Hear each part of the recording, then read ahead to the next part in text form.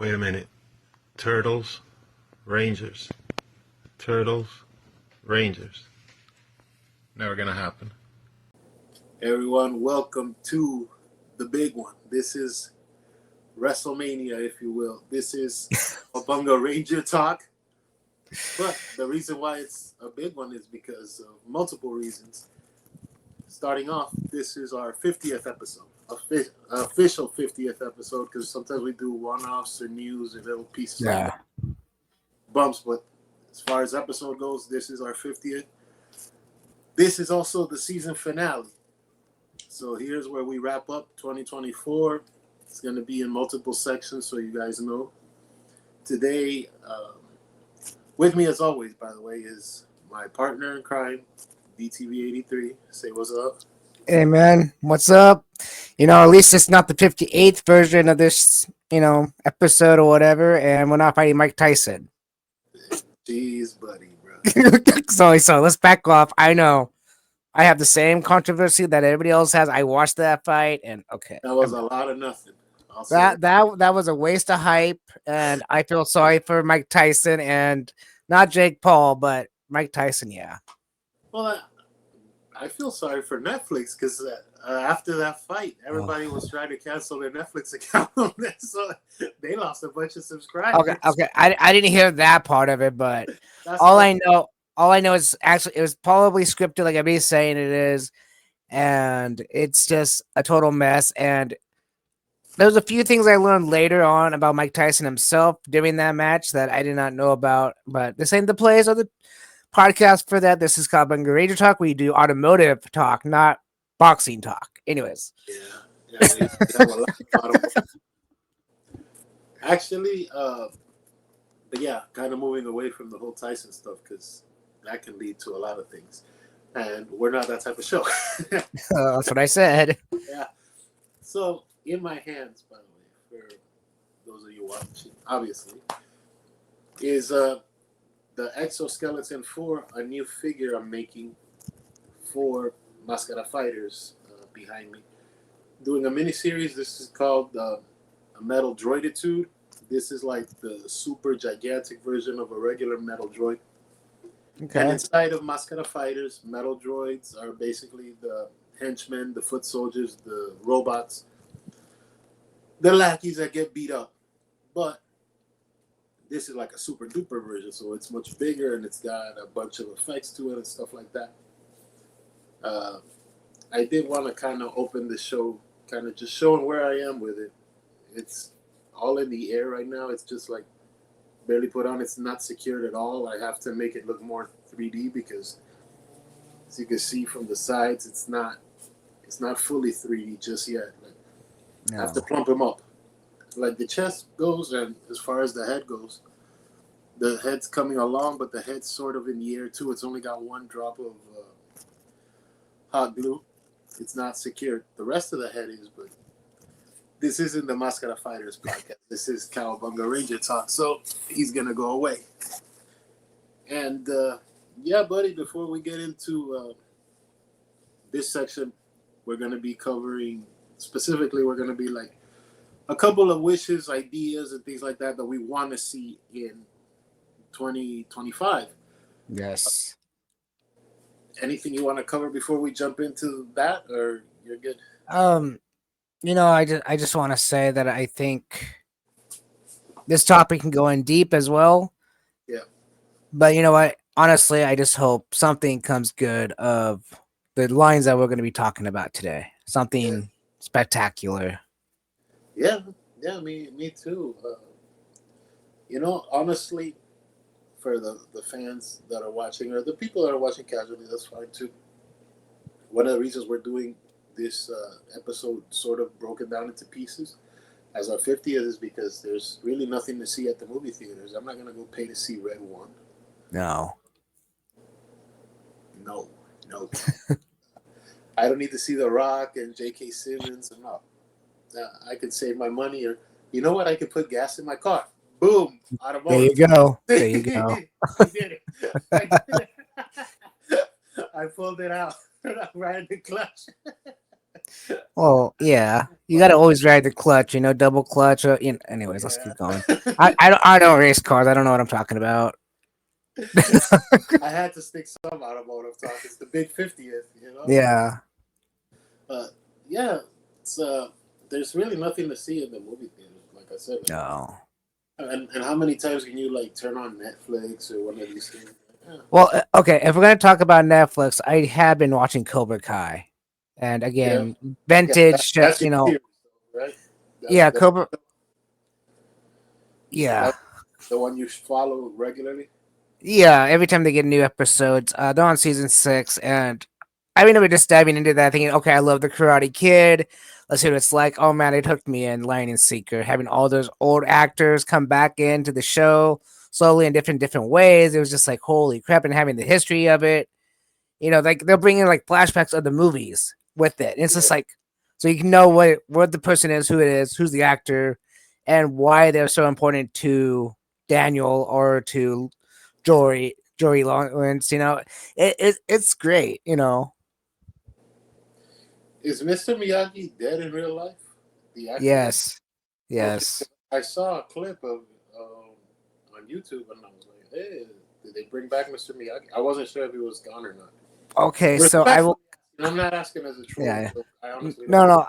Honestly, he has passed away, and they bring that up in the TV show. I think he even visits Mr. Miyagi's grave Okay. because the actor actually did die. Yes, but in the last episode I watched, or maybe it was the episode before the last, he had a vision dream, and they CGI'd him into it as well. First, he was like a young Japanese guy, and then they CGI'd him as the old Japanese guy to wake up Daniel.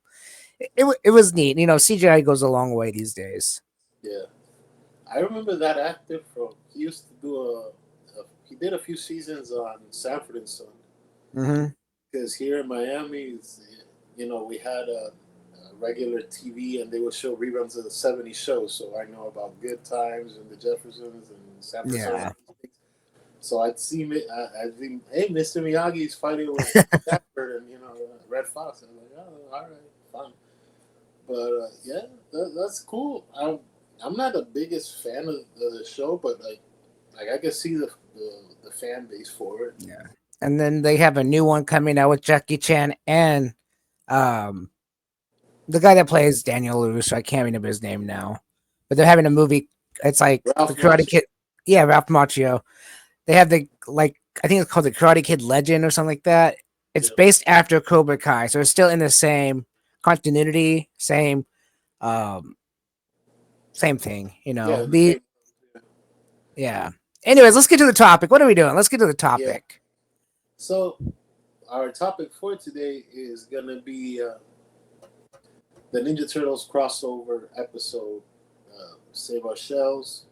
And but before we get into that, what we're gonna do right now is we're looking at some thoughts and some ideas and some wishes for 2025. So I'll throw it to you. You can start. What's one of the first things you want to see in 2025? Okay. Well, this is the topic of the day because Playmates itself is supposedly owning the license of Power Rangers. And what I'm really hoping they do is okay, I know they're going to focus on the original series again, but out of those 3 series, how many different Zords did we get? We not just get the standard Megazord. I want to see those other Zords make toy lines again. I want to see those ones come up, the Ninja Zord. I want to see the Shogun Zord. I want to see those become Zords again. We can go out and buy them, you Yeah, know. And again, I'm going to say this again and again. If you look at the Voltron line, yeah, it's expensive, but they do a beautiful job on that, and they would take that same technology and make a Megazord out of it. yeah.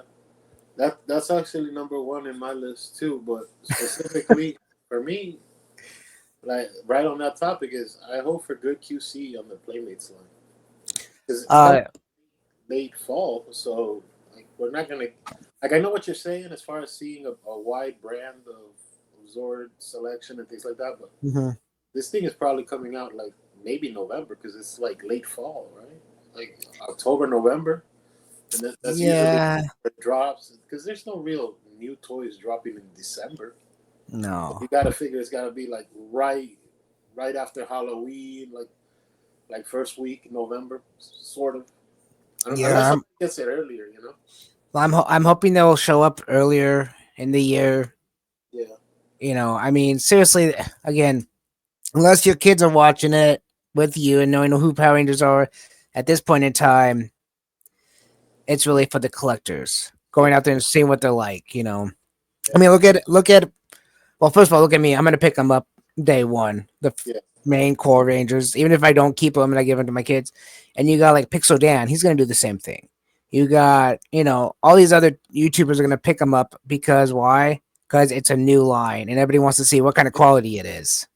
Yeah, that's literally what I put for good QC, for good Yeah. quality. So I don't want the same problems that we had towards the end of the lighting collection in this new one. Well, Let's I don't. for now, you know what I mean. Let's leave the lighting Yeah. collection where it is, and there's a fresh start. Let's get a real fresh start. Well, my own opinion is it's gonna be Playmates quality, and as we know, Ninja Turtles and the other Playmates toys, they're high quality toys, even though they're toys. Yeah, yeah, that's true. I mean, oh, on a little side note thing for a second. So April has from the Mutant Mayhem has been like a UK exclusive for most of the year, but now, Oh, you're talking about Mutant Mayhem, yeah, April. yeah. Okay. April, just as a side, because we're talking Playmates for a second. Now she is part of like wave 9 of Mutant Mayhem, and she's up for pre-order, but like only as a bundle with the other mix and match turtle villains on Entertainment Earth. It's like $90 for like 6 of them or something. But she's in there. Okay. That kind of irritates me because I want to give my son the April O'Neil to complete his Mutant Mayhem collection, but I don't want to have to spend $90 for one figure. Well, So yeah. I mean, hopefully it'll drop. you get the whole wave or whatever. Yeah. Getting a wave of figures, but I haven't ordered her just because I was like, bro, the figure usually costs $10, but it says shipping is like $25 from New Zealand or something. God damn. I'm not paying like more than double what the figure is. Just Yeah. I'll wait for when it comes out. You know. But moving on from that, so officially my first like hope for 2025. You're gonna think I'm crazy, but it kind of makes sense, and it's a loyal subjects Ninja Turtle lair. Oh no, that's not crazy at all. Someone's got to do it. Well, next year we're getting the Playmates re-release. That's already been shown, but at Comic Con and stuff, so we know that. Yes. Hopefully it hooks up to the Technodrome.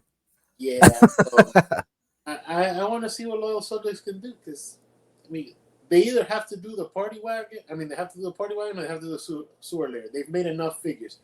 Whether they sell or they don't, they're still like back selling them to DD's and Ross, right? Oh yeah. If they have to take it back because all of this inventory keeps moving around, it's not like it's just staying in a warehouse. It's still out there. It's still in the zeitgeist. So I'd like to see a loyal subjects try to do a sewer layer. I mean, I'd probably get it just because it's like I'm so deep into it now. You know what I mean? Like, You are, and I remember when we started talking was, oh, I don't collect that line. I don't collect that line. That line is no good. You know, I'm a Super 7 fan, and look who you are now. yeah, I'm a Ross collector apparently. You know what? I try to be, but they never have anything I want. And again, I'm really sick of watching these YouTubers that go to Ross and find all this cool shit because, sorry, my language, but it's really getting me irritated when I go to my Rosses that I have nearby and I have nothing that I'm looking for. For a good example, I'm looking for that classic Hasbro Megazord, the one that's supposed to be like $15 there. Yeah.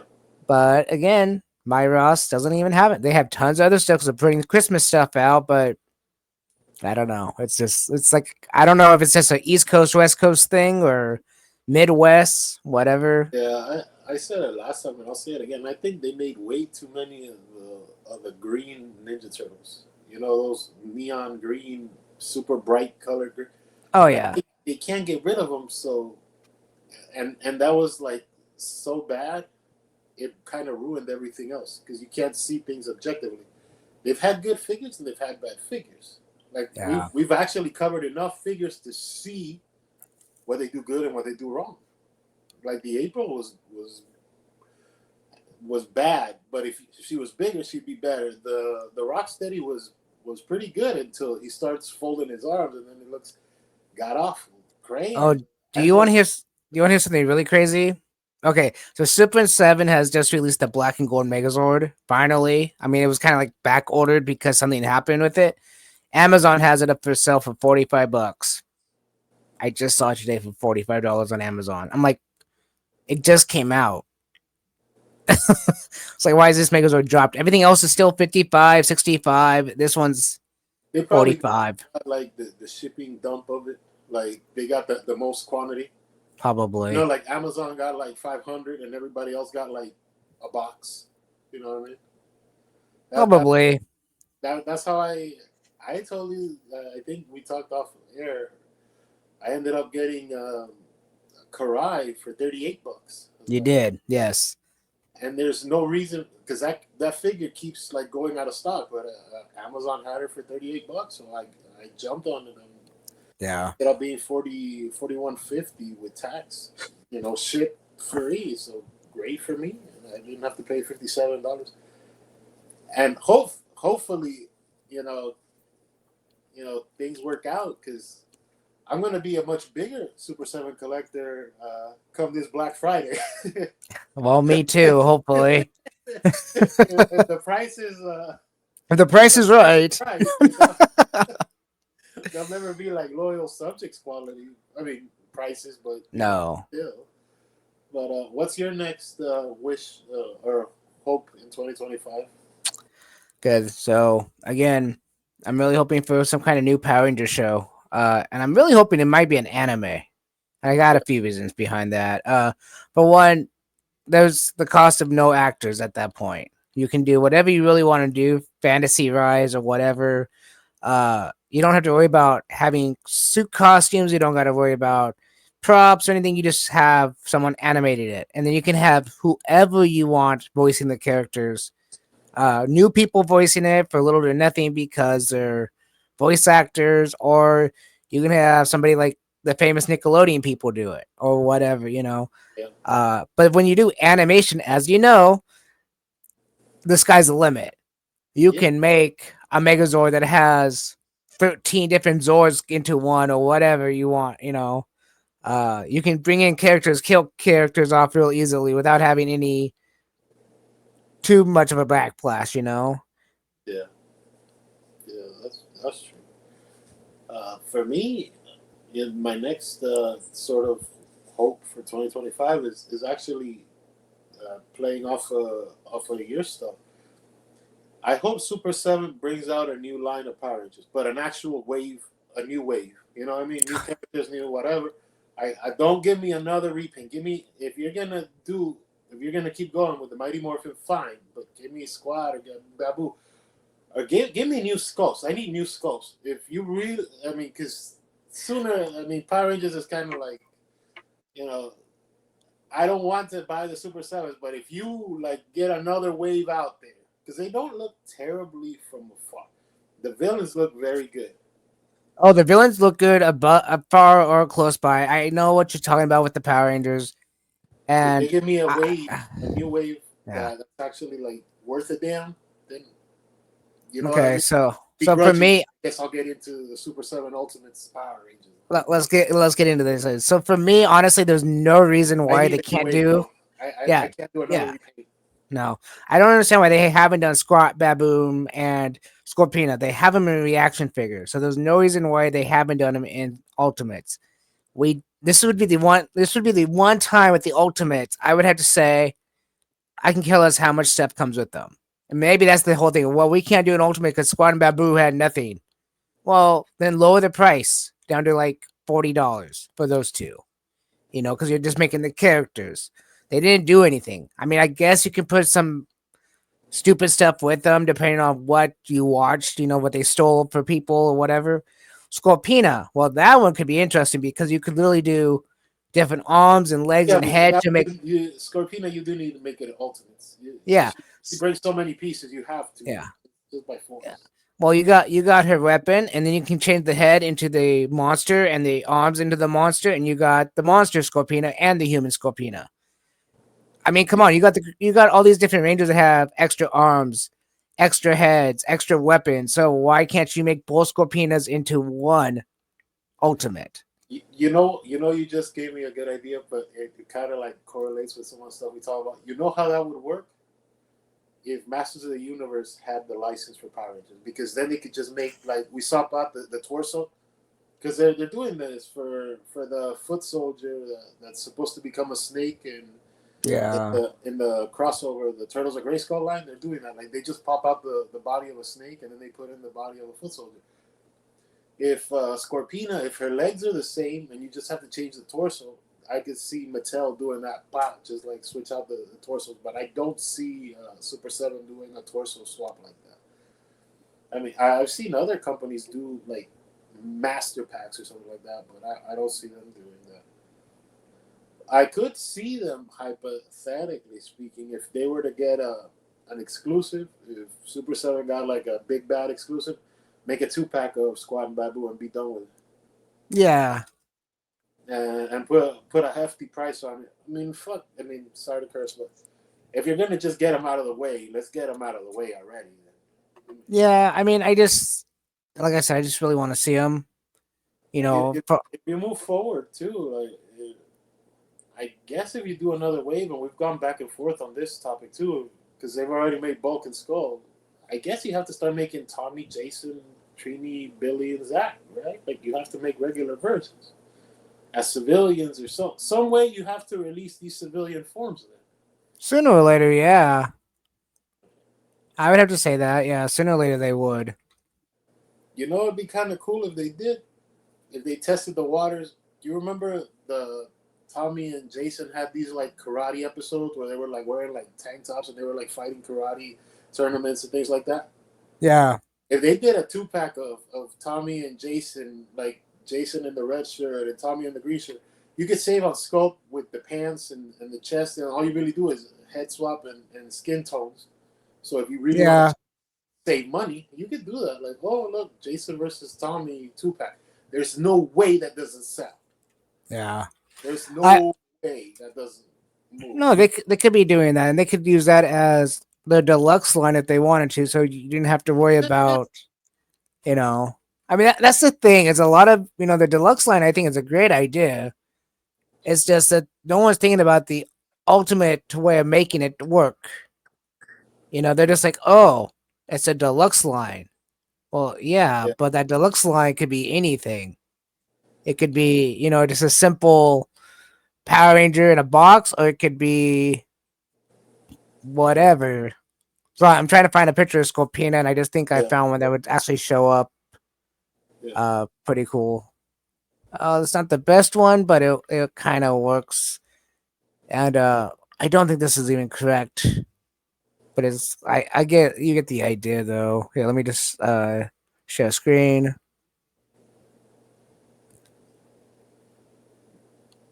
So this is interesting. Like this would be our main Scorpina Oh yeah. character, and There's, this is there's no way this to is the ship parts. monster. That's the problem.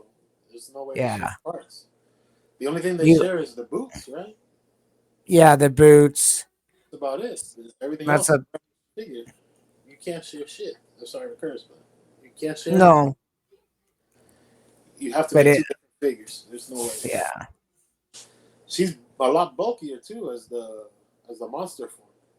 Yeah, I'm really surprised. I don't remember her being like this. I mean, I remember the head, but I don't She's, think I've ever saw the backside like this.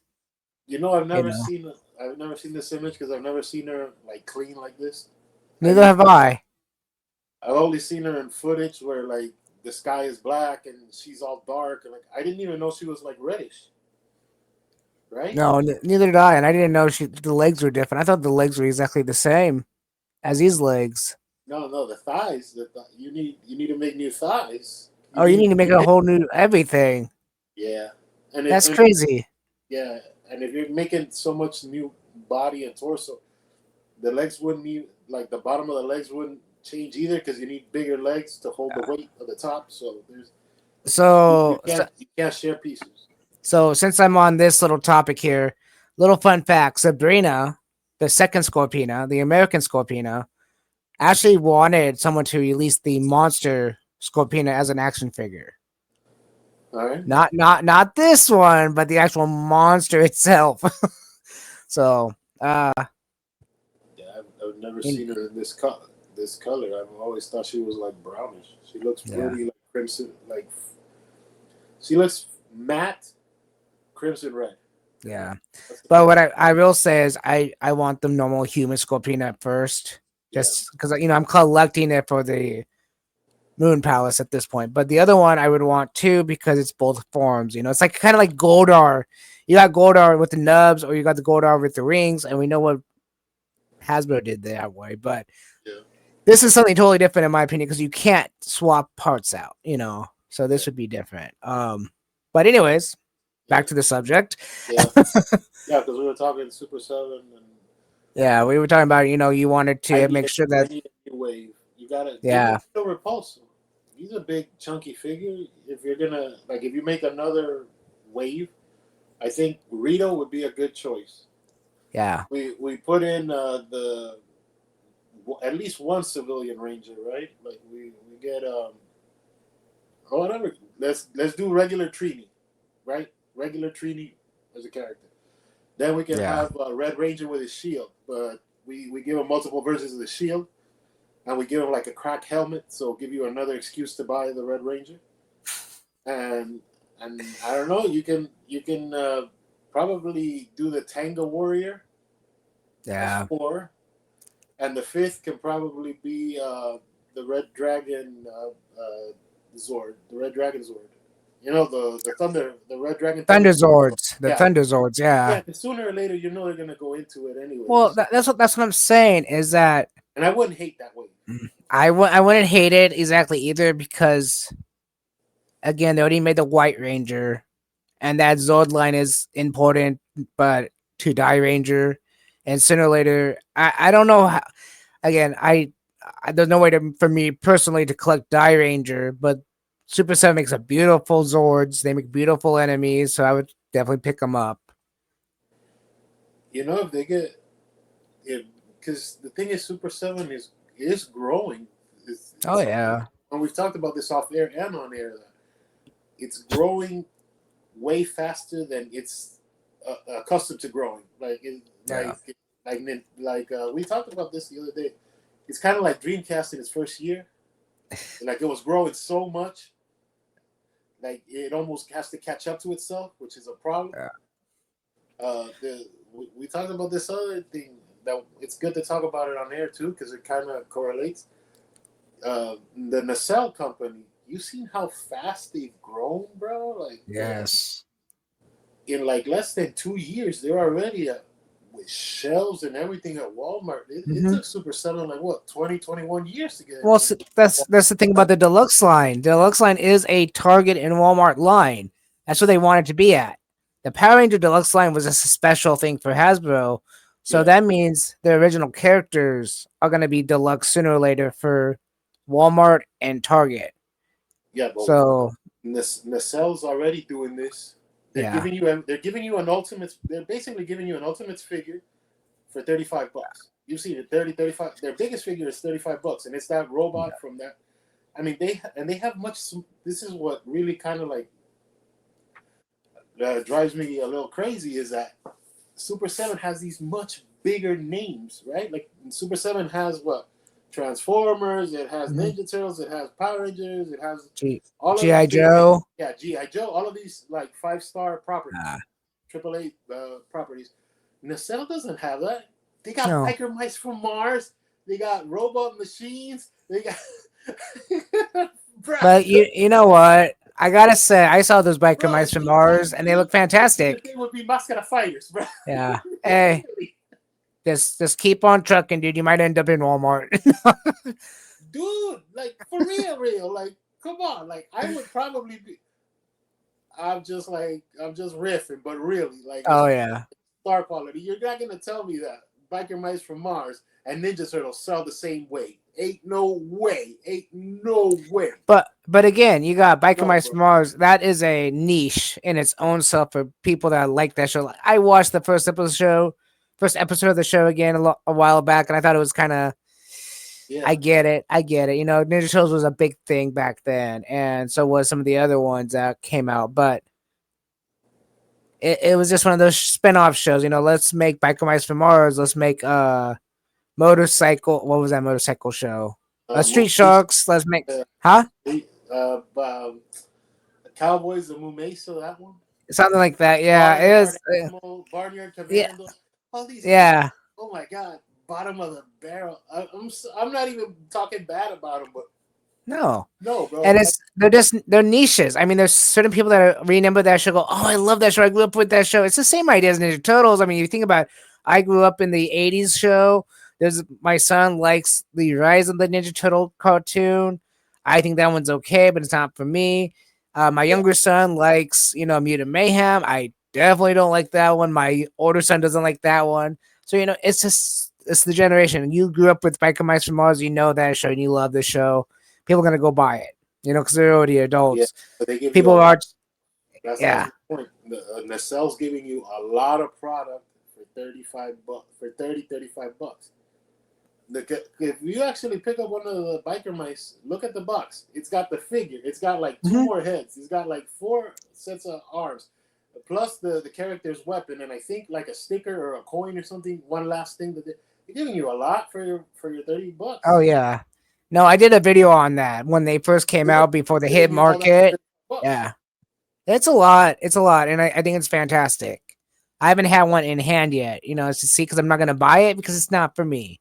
That would just be a waste of my money, honestly. Be like, look what I'm doing. Let me see what this is like. There's other people that do that. If I want to see what it's like, I'll just listen to the YouTuber. Because I'm not going to go out and buy it. I would either go out and buy another one of these controllers for my Switch. I mean, you see what I'm saying? Like, they're giving you value. They're giving you good. I don't know how specifically the plastic is, but I think today, what I've noticed about plastic today, and you would probably can prove me wrong on this, is there's really not much of a difference. It's just more how much articulation you have when it comes to pricing. If you're having a price figure for $35, I'm pretty sure the next top of the line company that's using $35 plastic is going to be the same. It's just how they put together.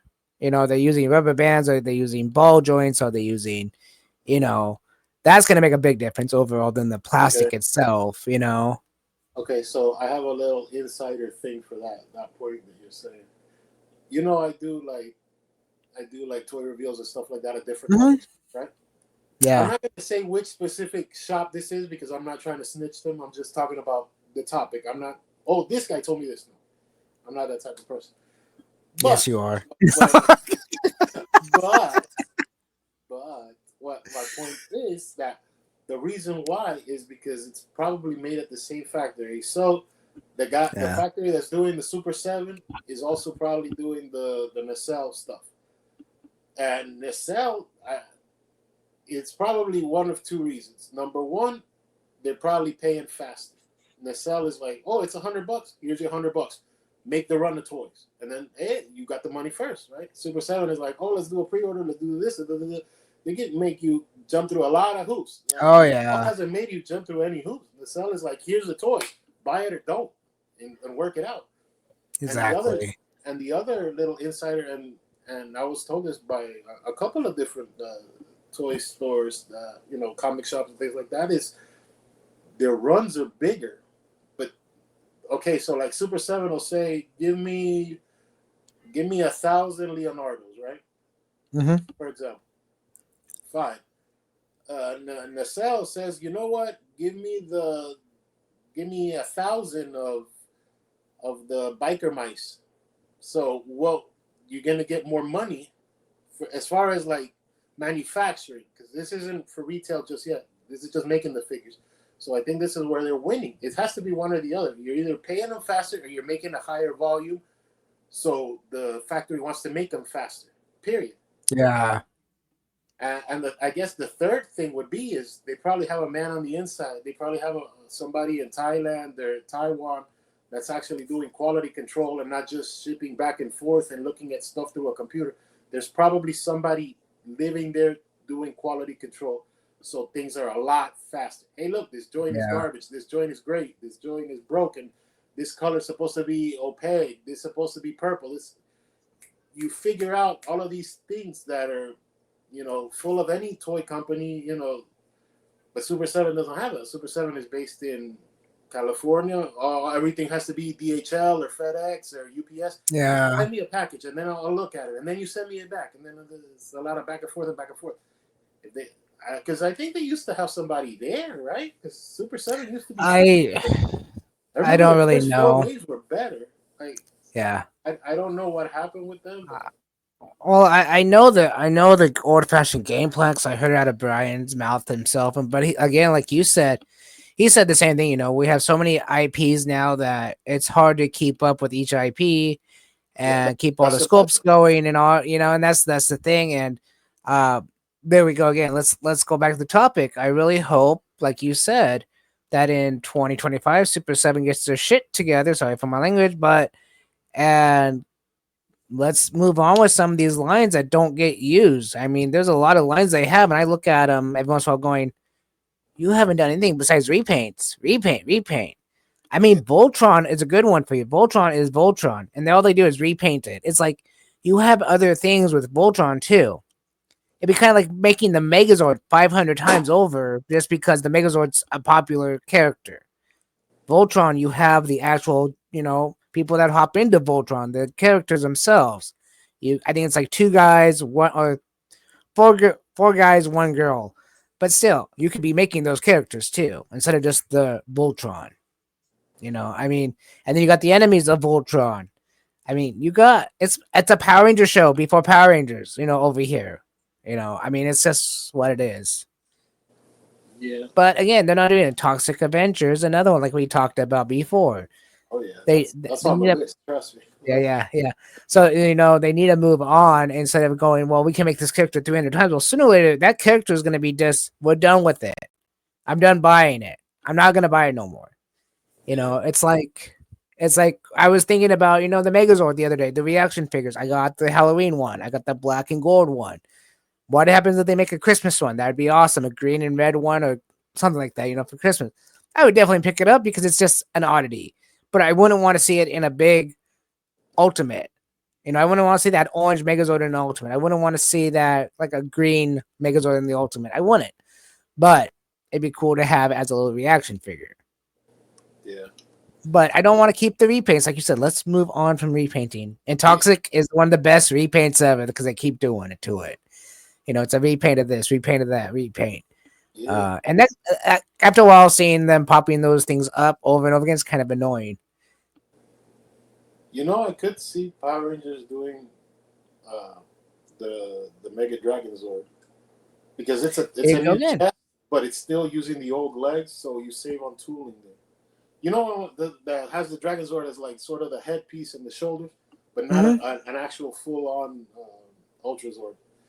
Because then I don't think they want to touch Titanus. No, I think if they did the Ultra Zord, you would get the Titanus with the open slot, so you can put your own Mega Dragon Zord in it.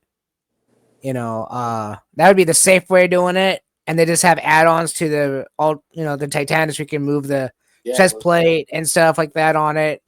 It would just be something that would cost. I think they missed the window. One of the big ones.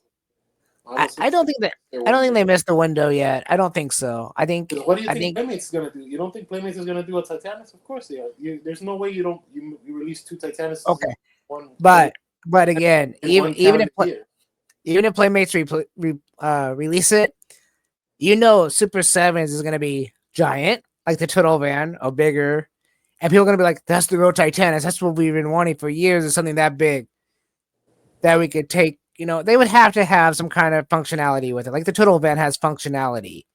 The rip top opens up and all that. So, the tail would have to take off. It would be like the actual Titanus without being the actual Titanus. Yeah. I mean, it would be interesting to see. And then all of a sudden they release the Dragon Megazord. or Dragon Ultra Mega, whatever it was. I always get this name mixed up. Yeah. I mean, it's just, you got Dragon Zord in two different modes. Directly, you got the Ultra Mega Zord, Dragon Zord, and you got the Dragon Zord in battle mode. Yeah. And yeah.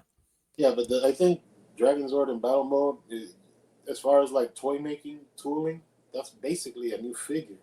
Because all It is. all you can use is the feet.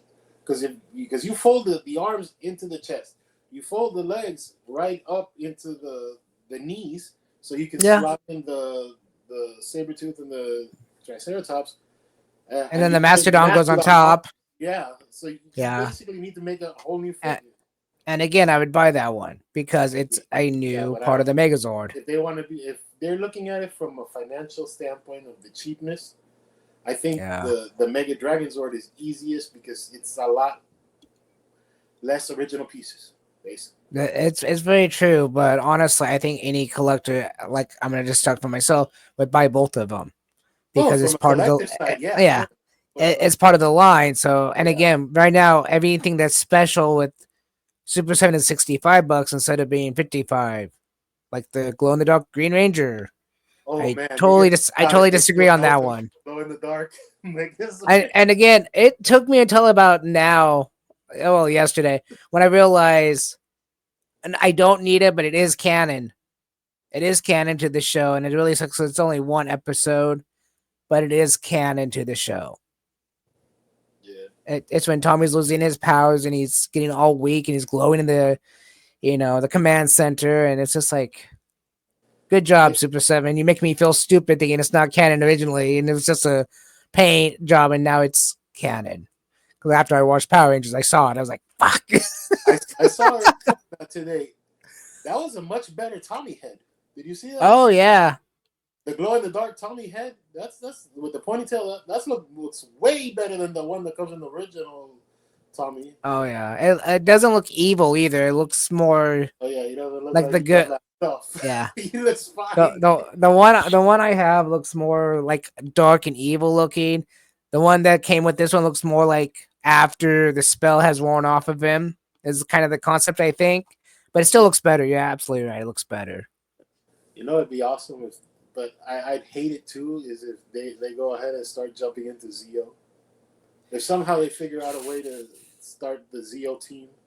They can't. Here's Zeo Ranger 5, Zeo Ranger 2. They better not. They better not. I'll tell you why. Because they're still missing the Ninja Rangers. The Nageti Rangers. Because that's still MMPR. That because Hasbro couldn't sell them. So if Hasbro couldn't, I mean, they're kind of dumb. Then no, you're absolutely right. I'm getting ready to start saying something, and then no. Go ahead, because honestly, I totally agree with you. I don't like the way they looked in the TV show. No. Here's my kind of clean up what I was gonna say. Hasbro already did the Ninjetti Rangers, right? Mm-hmm. And they sucked. They didn't light the world on fire. Honestly, they weren't big sellers. You could probably still find some of the Pink Rangers right now at Ross. Because I saw one the other day there. So why would Super 7 try to repeat the same mistakes that Hasbro made, right? So there's one point of it. Here's the other point of it. They're repeating the same mistakes that Hasbro made with the Dungeons and Dragons lines by making the Dungeons and Dragons line a pretty. So I don't know if they ever learned from other people's mistakes either. I'm not running Super 7. So, well, here's my point of view of that is that, let's just say they have the license, just the license for that part of the series. Unfortunately, no, for Power Rangers, the first three seasons. Okay, yeah, we stay in my. Unfortunately, they will sooner or later decide to do that, because where else are you going to go with the Rangers? They can't theoretically, as far as we know, and I'm going to say as far as we know because of the auction, can't go into the movie. But I'm not 100% sure anymore about that. I don't think anybody's 100% sure about that. They're because of the auction, you saw all the movie suits. Throws up a bunch of red flags. So honestly, it's like can we move into the movie? What? Yeah. Because I would love to have. I know there's a company out there that already makes the movie Rangers, but there's a few flaws in them, people say. They look like they're wearing diapers or something like that. Uh, I would love to see a Super 7 that makes the Rangers like they're supposed to have like the Falcon coin in the chest plate and the other Rangers that have the actual right look to them and come with those movie weapons and all that. That's the one thing. Is like even when Bandai did the movie characters, because I saw them on eBay, the White Ranger instead of having the Falcon coin has just the White Tiger coin on his shield. It's just still the smaller shield, but it's the wrong coin. And I'm like, come on, guys, you're the one that made the movie. You know, I hate myself for even saying this, but I would like to see Super 7 try to do the Alien Rangers. No, that'd be I know they fantastic. do, but That would be fantastic. I hate myself for even saying it, but I would like to see what they would do with those heads because I know they'd have to do the civilian heads.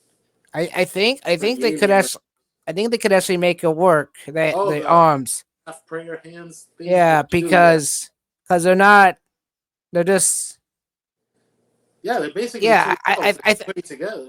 Yeah, I think they could actually make that work because of all the articulation with the wrist and the elbow and the and rotate. It's not a big. Well, yeah, I'm talking about, but you know how Super 7 has limited, articulation. They come with different. They come with different wrists. Like they have this joint on one wrist, and then you have another one that does this. I think they can make it work. That's the thing that people bitch about. Sorry about my language. Is that the Power Rangers can't morph properly because their hands don't work, and Tommy can't play the dragon flute properly, and it's like this. Yeah. If I was them, if you're gonna keep, because they're gonna make another version of Mighty Morphin sooner or later. God, I hope not. I just make a hand holding the morpher. Yeah, there you go. That way, because look, you're gonna lose that little morpher anyway. Yeah, that's why I keep it in the box. Make a hand with the damn morpher already on it, and then you whatever that thing. Yeah. At least one holding it, and then you could just have a regular hand on the bottom.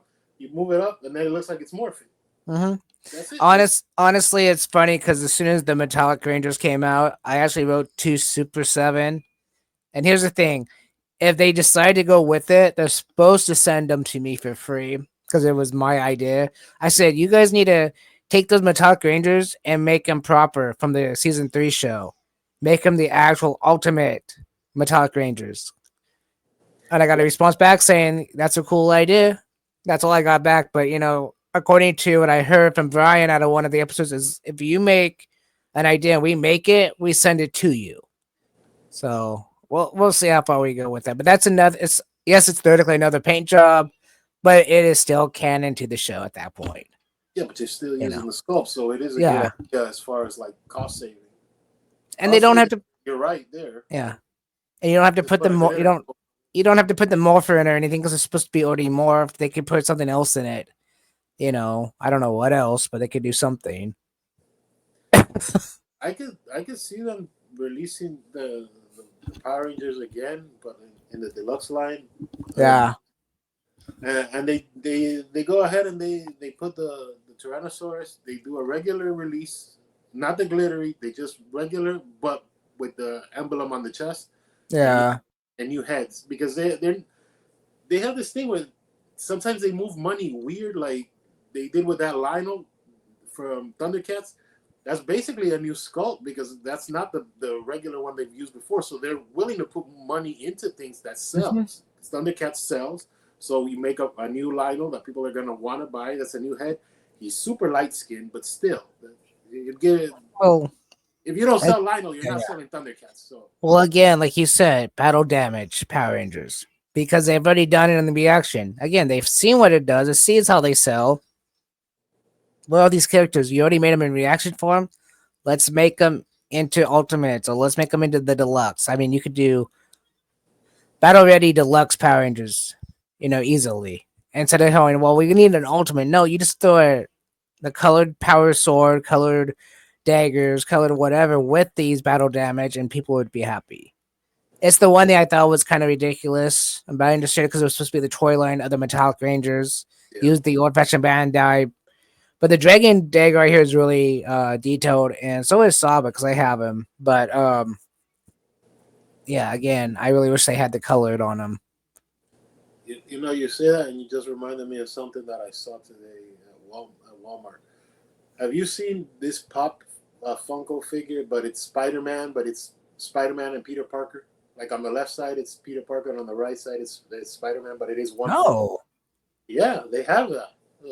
I think that's how Super Seven could probably try to start playing with the civilian form. They make a split version, like, oh look, here's half of Jason and half of Red Ranger, smashed together. Yeah, it's called its Morphin Time Rangers. Yeah, you got yeah, and You then know. you have the morphing hand, so it looks like he's morphing into the next character.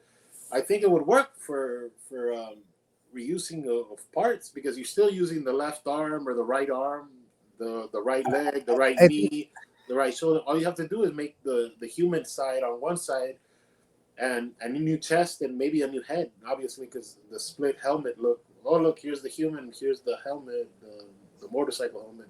Yeah. I'm trying to find how that would work. How they could make it look really cool. Because there's multiple ways of doing that. I mean, the split helmet thing for sure. But I mean, how can the morph You more? split it straight down the middle. Yeah. Straight down the middle from the top of the head to the crotch, basically. Basically. And you make a new chest and you make a new back. I mean, they've already done the abdomen crunch anyways, which I hate, but still, if you're gonna do it that way, and I think you can test the waters there. If they make one and it doesn't sell at all for whatever reason, then you don't have to make civilian forms. But that's another way of sort of testing the waters with a civilian form. Because if you're gonna do them, do them. But Yeah. if you want, but if you're scared of what the market would return, because I don't think Playmates would try to do something like that. No, I think Playmates is going to keep it simple Yeah. because they like to do simple stuff at first. It's kind of like these remasters of them. Flipping beautiful. I love them. But again, they were testing the waters because they knew they didn't sell. Why continue on? You know, but they saw the sales and they're like, yeah, let's continue on. You know, there was a guy I watched on YouTube that was kind of a haha funny to me because I understand where he came from, but he says no one saw this relationship between Power Rangers and Ninja Turtles. Hasbro did the remastered of Power Rangers, and then now we have the remastered of Ninja Turtles. The word remastered. Are you sure Hasbro made those ones and not Playmates? I'm like, dude, that's some funny shit. I understand, I get it, but it's probably more of a coincidence because you got 30 and you got 40. You got the 30th anniversary and you got 40th anniversary. I mean, I get his point of view, but I just thought it was funny, really. Yeah, that's very true. The Ninja Turtles thing, though, if you start looking at it, like, is it 30 or 40 years apart of Ninja Turtles? I think it's probably more, right? Okay, so it's 40 years of the Power Rangers action. Started in 93. Yeah. So we know that's 31 years we're in now. Yeah. So theoretically, the action figures is 40 years of action figures because the first comic book came out in 1984. Was it 88, 87? 84. First comic book came out in 84. Oh, was it 80? Really? Yes, because when I did my research. Yeah, because when I did my research on it, it shocked me because I realized I was 1 year old when that comic book came out. Yeah, I was like, Jesus Christ, really? That comic book came out when I was 1. Holy crap! I do remember the poster because I used to see reruns of Roseanne on regular broadcast TV, and Darlene had that poster in the room on the Ninja Turtle. They're all in the bottom, and then the cities at the top. Yeah. I see that poster. I already hear the music playing. But I think it's the toys that are 40 years old, not the TV show, not the comic book. So, but again, those toys, fantastic. I have no complaints about them. And again, Playmates, again, I'm just gonna say it, is a great company for toys. They've been around forever. They know the business. They know the ins and outs. They don't know Power Rangers, but they will. They own their own factory. Exactly. That's a big one. So you got another hope for 2025, or you want me to jump into one? You jump into one this time. Okay. So my next hope is that similar to what we were just talking about. I hope the TMNT remastered line actually continues because I know we're tentatively supposed to get Rocksteady and Shredder, but Playmates has promised figures and canceled them before. So I don't know. I hope they release the remastered Rocksteady and Shredder. Eventually they do the Foot Soldiers. I said it before. They should have just had Shredder and the Foot Clan because you're going to buy multiple Foot Clans. But Yeah. Point being, I hope they go on. That's all I hope. I hope we get more of the remaster.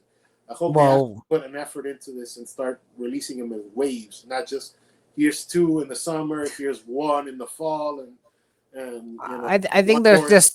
No, bro. I think they're just testing the waters out. Yeah. I think they're testing the waters out on that one because they know that when they did the remastered Turtles, they know they were going to sell. I think they knew they were going to sell, but I don't think they knew they were going to sell like they did.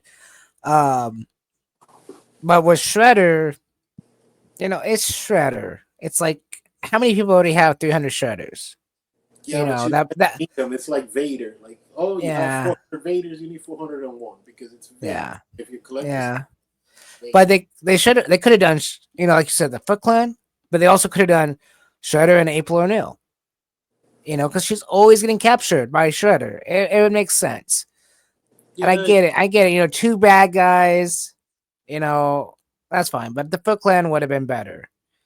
Just for the Turtles to fight somebody, because I've always been of the idea of there should be more bad guys than good guys, just because of the numbers. Yeah. So it looks like a threat. Like, oh, I want 500 putties to 3 Rangers.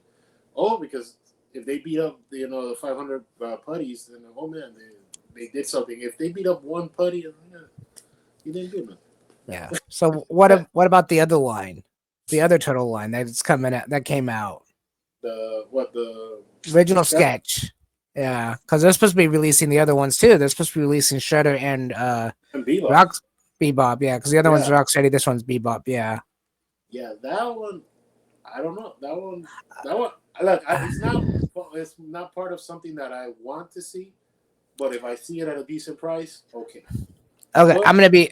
I don't follow it. You know what I mean? It's not something I specifically. I have Leonardo because I have Leonardo, and if I find the other turtles later, I'll get them. But it's not like I need to get them. I'm invested in the remastered line. I will say this personally. I don't think they need to continue. I don't. What? I think the original sketch. I think they should have just left it with the 4 turtles and call it a day, because it was a poster that came out, and they should have just left it. It would have been fine. No one would have cared. They would have collected them and be like, I got something that's very unique, very different. Yeah. I love looking at mine. The whole thing is set up to picture perfect. Yeah. Kinda. Leonardo kinda has a hard time holding his katanas like this without bending his arm too much. So it's a little more spread out like on the box. But the pin that they put there. Yeah. But other than that, it's picture perfect, and I love looking at it. But I just don't see the need for other characters. I just don't. The remaster line, let's continue that. Honestly, that you bring up a good point. So the sketch turtles were the poster, and that's basically one and done, right? That's what it should have been. Yeah. Here, the funny thing about making that version of Shredder and making that Bebop, those would be like concept art stuff. That's not really more sketch, because the promotional sketch that you were selling to Playmates, that you were trying to pitch to other companies, this is the drawing. This is what we need to make. Okay, this is what you made of in toy form today. This is a cool idea. But we're done. Now you're looking at, this is what Eastman and Laird did in year 1 of Turtles. So technically this could be a third line, because these 2 characters don't really go with this version of Rocksteady. I mean, this version of Shredder and Bebop are more sketch. They're not a poster sketch. There's been other sketches of Turtles. This was the pitch to get the ball rolling. So. Yeah, I think the original sketch Shredder is actually the comic book Shredder. I think, again, that's another way to go. The claymation looking one doesn't really help to see if it's actually the comic book one or something we never saw before. Because the original sketch, they do look good. Yeah, the original sketch itself never made it to a toy line. It never made it past Kevin Eastman's picture that he drew that became famous. Until now. Now it's a toy, of course, but this Shredder, I don't see it's going to be much different than the one in the comic book. Now, Bebop, I don't remember him in the comic book. No, that's just like one of the sketches or something. Yeah, so it's got to be an original sketch of Kevin Eastman or Peter Laird somewhere, because that one does look kind of neat. I mean, but I don't see the point of buying it unless it's just something cheap. Ends up in Ross or something. I doubt it, but Yeah, you know what? This version of Rocksteady, of Bebop and Shredder, kind of go with those the NECA 2-packs that you see. One that has like the beak and one has like the sort of thumb head that looks all sad. Well, here we go again. This is the problem. Here's the major problem. You already got these figures from a different company, but now it's Playmate's brand. So again, the quality is going to be good. It's not going to fall apart on you. World, so you have to play in the Playmate's world, like we just talked about with Power Rangers. We were just talking about the Titanus thing. If Super 7 makes a Titanus, but there's no way Playmates doesn't make a Titanus. No. The next quick one, and we kind of touched on it too. I want Super 7 to give me a Dr. Kill-Em-Off already. There's a million repaints you can do for the main bad guy of the Toxic Crusaders. I know it's not a huge seller, and I can see some reasons why not to, honestly, too. Like, if Toxie is the only one that sells, then just keep repainting Toxie. Fine, I get that. But you need the bad guy. That's my only point on that.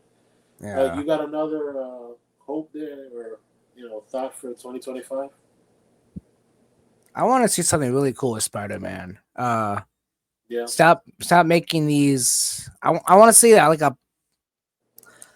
an old-time Spider-Man comeback, like something from like the 70s. Like make a toy from the 70s of Spider-Man, something different. You know what I'm saying? I mean, it's gonna be pretty much the same sculpt and all that, but they could do something really cool. Hasbro could, or some other company could make it. I mean, what is it? Joy Toys, I think it is. That was make those little Ninja Turtles. Yeah, something like that. Something different. Like just pile all this stuff on, but make it in the 70s suit. What when you do the little push thing where the reb comes out, have the little reb things right there. Just something different. I love Spider-Man. I haven't really enjoyed Spider-Man in a long time because nothing's really catchy. Like even the new movies are like, oh, it's okay. But I just want something different for a toy line. Yeah. My last official, if you will, because I have some other, but they're not like Turtle or Ranger related. But my last thing is Super 7 finishes some Turtle teams, bro. Like I hope they give us the Rock and Roll Rocks, Raphael. They give us the Undercover Dawn. They finish some of the teams that they started. Even if you can't keep making any more, but at least finish the teams you started, bro. Well, the Super 7, I do collect their stuff, so I want to finish these teams, bro. Well, Super 7 is good with that. They start something, then they give it off. I mean, hard. Yeah. I mean, they already focus on 2003 Turtles more than anything else now. And it's kind of sad, but it is what it is. I'm just glad they released all 4 of them at once and not messed around with it, Yeah, you gotta wonder what they're gonna do, moving forward. Because if they literally can't make any more versions of these turtles, of the Playmates versions, then you have to move nonstop with 2003. But they haven't even officially said anything. Like they kind of they waffle on the answer. You should be, hey, look, we're in, we're not. They were very direct. When it came to the Simpsons line, Brian came out and said, "Hey, we lost the license. It's over." At least you know. But what's cool? I don't need Space Homer or Devil Flanders or some stupid stuff that nobody, Like at least you know where you stand with that line. Yeah, but what's cool about that is you have a Super 7 product that doesn't exist anymore, so it's an actual collector line. It's kind of a small line, but it's a collector line. You know what I mean?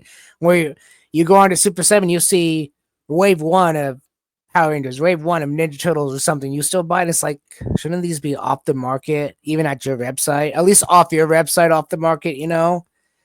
Oh, low stock, and then 2 months later, hey, you can buy it again. Why? Why do you keep reproducing this product that everybody already has? It didn't sell because people like just stop caring. Mm-hmm. Stop caring, and then you get overstock. And I don't think we're gonna get to a time where Super Seven is at like Ross or anything like that.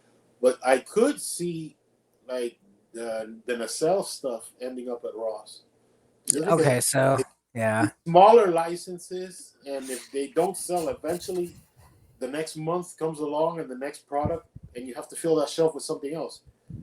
If biker mice don't move, you have to push them off to Ross and Didi's. Sorry, but that's just what it is. You know? Well, I know for sure that my Walmart and Biker Mice from Mars don't move very fast.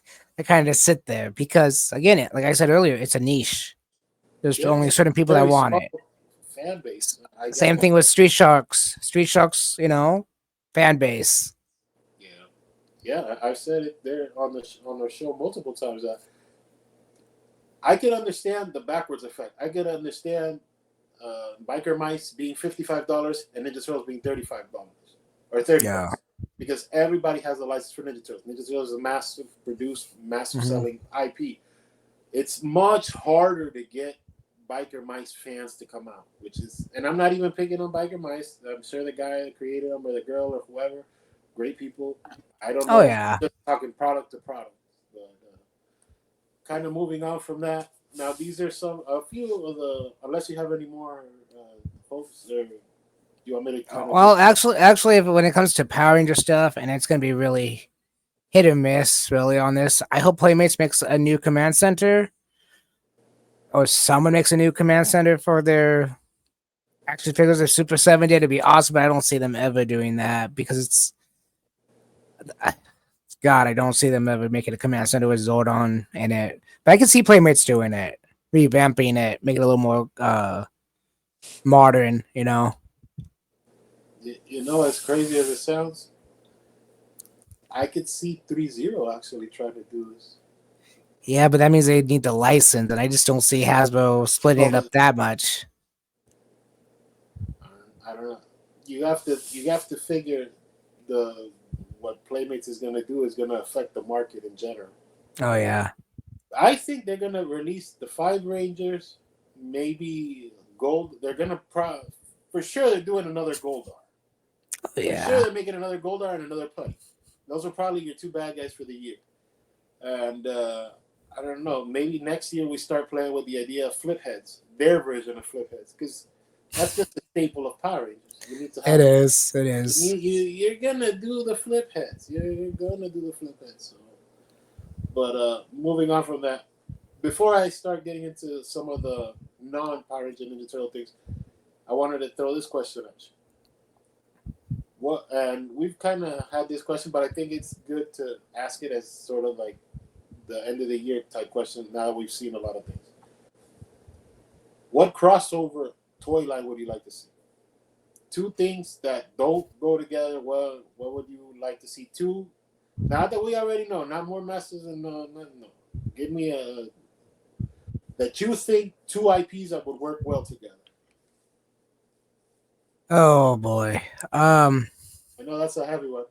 That is a heavy one because it's almost, especially in today's market with because it's not even just that. It's like if I want to go through a lot of things, like even if you want to put Spider-Man with Power Rangers, well, that's kind of already been done because they have so many power-ups already. If you go Spider-Man and Ninja Turtles, well, that's just kind of seems kind of odd. I mean, would you make them get bit by a spider and have spider powers, or would you make Spider-Man into a mutant? But then he's already done that because he mutated into a big giant spider. Yeah, but that's where you can finally get your Scorpina figure, because spiders and arachnids and scorpions. Yeah, I mean, but you know, maybe you know, I mean, I brought it back. Yeah, I mean, there's Ninja Turtles is king of crossovers. I'm sorry, Ninja Turtles are king of crossovers.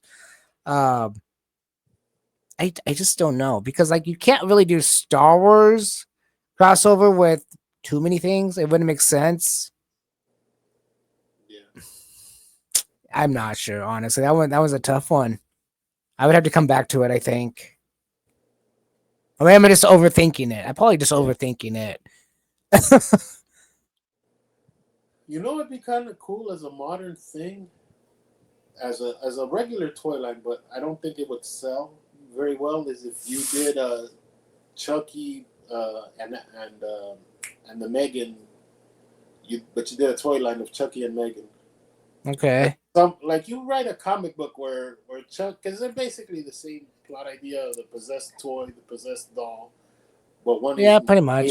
based, you know. But as far as crossover, Yeah. I think that'd be cool, but I don't think it would sell very hard. Well, speaking of Megan, I heard a rumor that they're making a second movie. And it makes sense because Chucky sold well, this one sold well, but they really killed her off. So unless someone's really stupid enough to go in the house and steal like the chip or something and rebuild her, I don't know how that's going. At Yeah, least Chucky makes sense because he's a soul jumping into different kid buddies, basically. You yeah, know. yeah. Yeah, but it would kind of work just because the Chucky show just got canceled, so he's on a downslope, and Okay. Megan 2.0 is probably on the upscreen, so that they kind of work with each other. Oh, you know what? You just got me a good idea there. Chucky meets Megan, but Chucky's wife is in the middle of it. You know, just wanting to kill Megan because she's like flirting with Chucky or something stupid like that, you know. You And could Chuck is like, ooh, you know, that's a comic book right there. it is. I mean, that would work. That would work. That's Yeah, a nice 3-part comic, limited it run. is. Chucky versus, oh, not Chuck, the wife of Chucky versus Megan, but Chucky's in the middle of it. Yeah, you know Jennifer Tilly, I think that's her name. Yeah. You know she'd do like an intro or something. She'd promote it. Oh, She'd yeah. probably be down for it. But yeah, moving on to our list because we're starting to run a little bit. These are just a few of the things that I'd like to see, like sort of fast ones. Masters of the Universe versus Thundercats. I hope that in 2025 they have a good toy line because I think the Ninja Turtles He-Man line is starting to even. I know they're starting to release that Wave 2. I mean the Series 2 with the snake armor, but that I think that's kind of like ran its course. You know? Yeah, I think after a while they just need to go. Okay, we did the line. We're Yeah, good. that's enough. Yeah. Stop moving on with it. I mean, they're not doing anything else with it. They're just toys. Yeah, yeah. The next thing, and I hate to say this just because this will be like, yeah, I'm in. Is McFarlane does Batman '89 and Batman Returns figures. Yeah. If they get me, if I see, I've said it a couple of times. If I start seeing McFarlane make Michelle Pfeiffer and Jack Nicholson and Michael Keaton and oh man, and I You're see them done for. more, that's it. I'm done. I'm gonna have to start collecting the movie line. The next little quick one too is Mesco. I don't know if you've seen. They do Batman now. They do Batman, but they do it in the Kenner style. Oh yeah. 5 points. They have 2 waves that are supposed to be coming out before the end of the year. If they start making more of them, I because they actually have a Catwoman there that has the Selena Kyle head, but it fits Okay. in with the Kenner toy line, like as far as height goes and stuff. So if they keep making more, I'd kind of be hard pressed. And the last thing is sort of a ego thing, but I hope I can get past some of these factory issues that I personally have Okay. and finally get the articulated Máscara Fighters Grande toy line out because Nice. I'm really hoping I'm supposed to be getting some more test samples from the new factory, from the new starts for my stuff, and yeah, that's basically where I'm at with making 2025 bigger. Yeah, well, I totally agree with you on that one. I'm hoping for my channel to reach 500. You know, I was hoping for the end of the year, but I'm not seeing it. Maybe I'm still lucky enough to get it, but at least by the mid or third month of the year, I'm hoping to reach 500, so I can be the first monetization part, because YouTube has split it down the middle now, where 500 you get so much of the monetization, and then 1,000 you get the full meal deal, I guess you consider it. So Yeah. I'm just hoping for the 500. That's what I really want, because Yeah. it opens up a lot of stuff like shopping. So like when I promote like Super 7, it puts a link to it, and if somebody clicks it and buys it, I get some profit there, and then the super chats and stuff like that opens up. So Yeah. no AdSense, but I can wait for that. Some of the other stuff will make more money than AdSense. So, but yeah, so I'm hoping for it to grow and become a little more known. I have a few actual followers that actually comment on almost all my videos and have actually took time to let me know that they've been around from almost day one, and I think that's amazing. Those are the people that I really like. That's awesome, bro. That's awesome. Yeah, Those are the type of people that are gonna keep growing your stuff. exactly. When I do conventions or when I do stuff like that, or when I'm on tour or with Mascot Fighters or Diamond Series or whatever, or Cali Collider, and people come up to you and they're like, "Hey, I see your stuff. I follow your stuff." It's like, that's why I do it. That's exactly why, because I create a fan base. No matter how big or how small, it exists. Exactly. That's fun. That's fun stuff. And then one last thing I want to say is, and it has to do with this podcast right here. I am planning on promoting this more in my channel to get people over here to watch us, because as much fun as I do with my channel, I think people would enjoy these conversations, because a lot of this conversation we have, we're just having fun. I mean, it's just fun, automotive talk, stupid talk about food or whatever comes up. I think if people, came over here and actually saw what we did, they probably just start laughing, making stupid comments or even painful comments. And we'd be like, why didn't I think of that? Or that hurts, man. But you know what? That's good. It's a comment's a comment. Yeah. And kind of ending this section of the show. This will be the last thing I say. I was taking a walk and I started listening to one of the history of Power Rangers, the Linkara, but the latest one he just did. Okay. He re-uploaded SPD. Oh, okay. Because every so often he has to upload it again because he has to copyright strikes and whatever. And he was talking about SPD and he glanced over this issue. The Sam character in SPD, right? The Omega Ranger. Oh, yeah. Okay, so my point is this, and it really started bothering me because I was so that it bothered me, and here's why it bothered me. Power Rangers is supposed to be made as cheaply as possible, and Yes. the big excuse for the longest time of why Sam didn't have a regular human Ranger form was because it was too expensive. They ran out of money. They ran out of budget. Fine. Bro, you could have just cut out one of the other civilians because SPD must have been one of the most expensive shows to make because everybody was wearing a monster mask, right? Very much. Monster mask. Oh, we're living in a planet, or we're living in a city full of, inhabited aliens and all this stuff. Bro, we don't need 20 aliens. We could have put that money into getting an actual actor into the Omega suit, And you still, look, because you still use an actor at the end of SPD.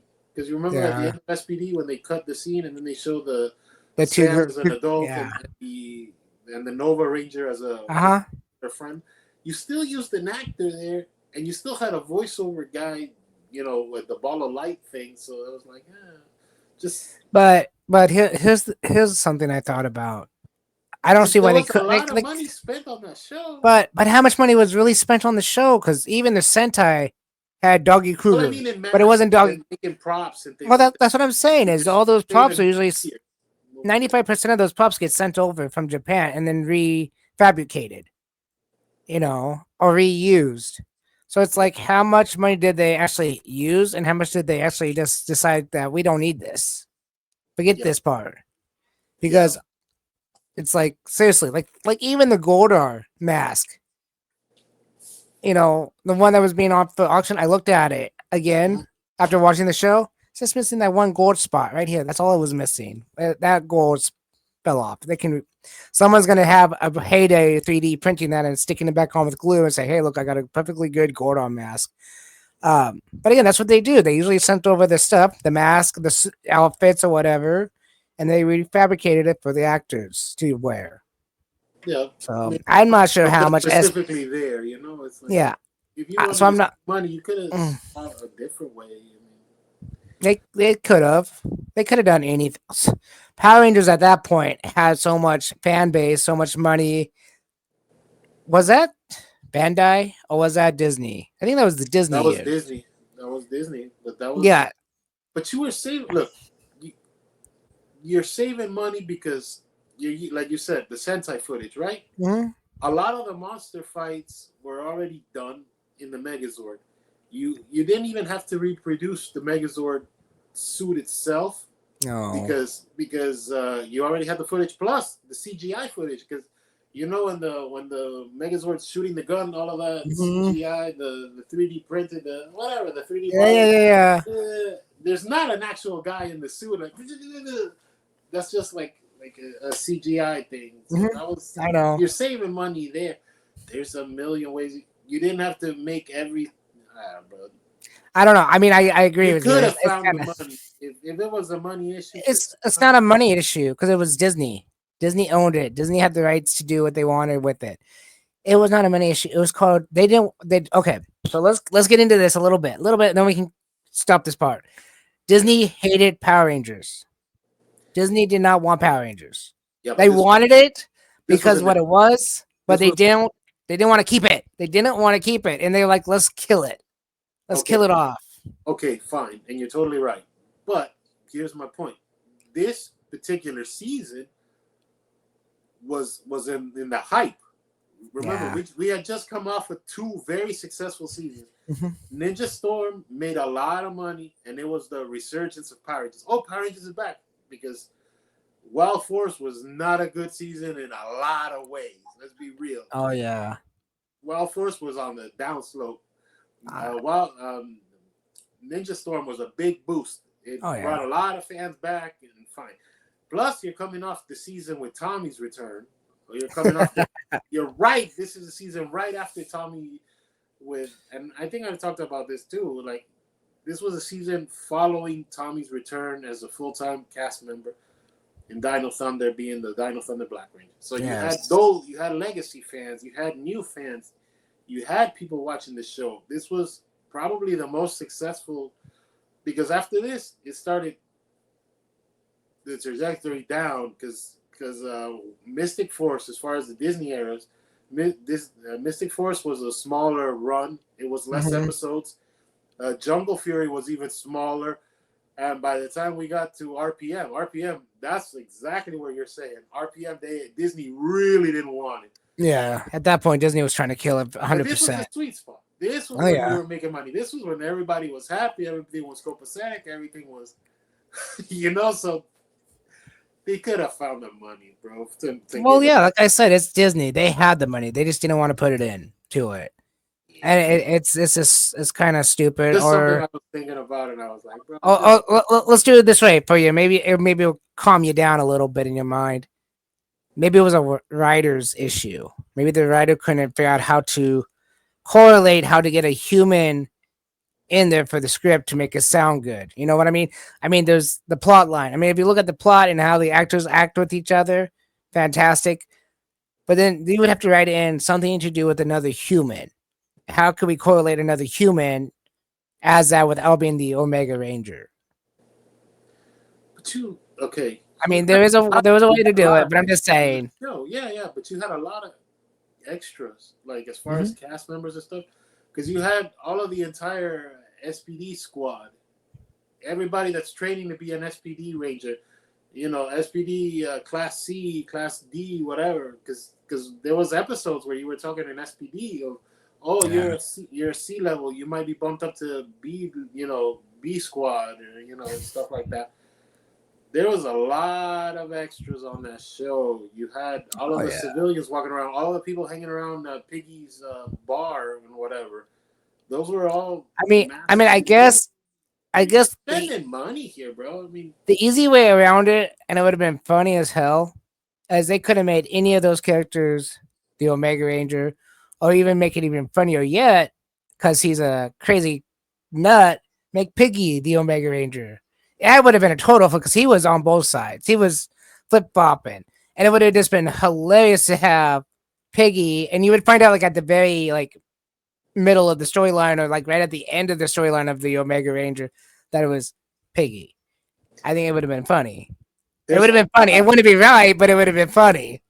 Yeah, Piggy's basically the star of SPD. He is. He gets the most screen time out of everyone. Like it's Piggy, then Doggy Kruger, and the bad guy. What's his face? Grum, and then the Rangers, and then everybody else. But the star of that show is Piggy. And if you don't know what we're talking about, go back and watch the SPD episode of us. Yeah. We get into it there. Yeah. Oh, here's one last thing to kind of, since we're right at the end of this section of the show. How come the Ball of Light, Sam, didn't meet the little kid version of Sam? If they're both in the same universe, in the same timeline, why didn't he just meet the ball, the light energy version of himself? Because if you meet yourself, I don't know. I was gonna say something like crazy scientifically, like you see in TV shows. You can't talk to yourself from the past because you mess up the future. And the future one, you can't talk to the past because you're gonna mess. I know. I get it. This is happening right now. You and your old you, the old you is a ball of light. But why doesn't the ball of light meet the kid version of you that was picked on and whatever in the show? Because we did 2 episodes of Sam. I know. I get it. I think we're going to leave it right there, this section of the show, and we'll be back with more. So we're back, and this is it. This is actually like 2 years in the making. Yeah, right? Yeah. This is kind of like culmination. We like Power Rangers, we like Ninja Turtles. What would lead up to this would be this particular episode that we actually see the Ninja Turtles and the Power Rangers crossing over, and we actually get to review it. That's kind of where we started jumping off point. Before I start going into it, you got any pickups or anything you want to run over? Or? I have no pickups, and it's kind of funny because I was thinking about going to Ross today after work and decided, I'll just go home. So, no pickups today. Yeah, I only got one pickup, and that's this boy right here. The two-headed, yeah. Two Bob Steady. He is. This art is pretty awesome. Oh yes, definitely.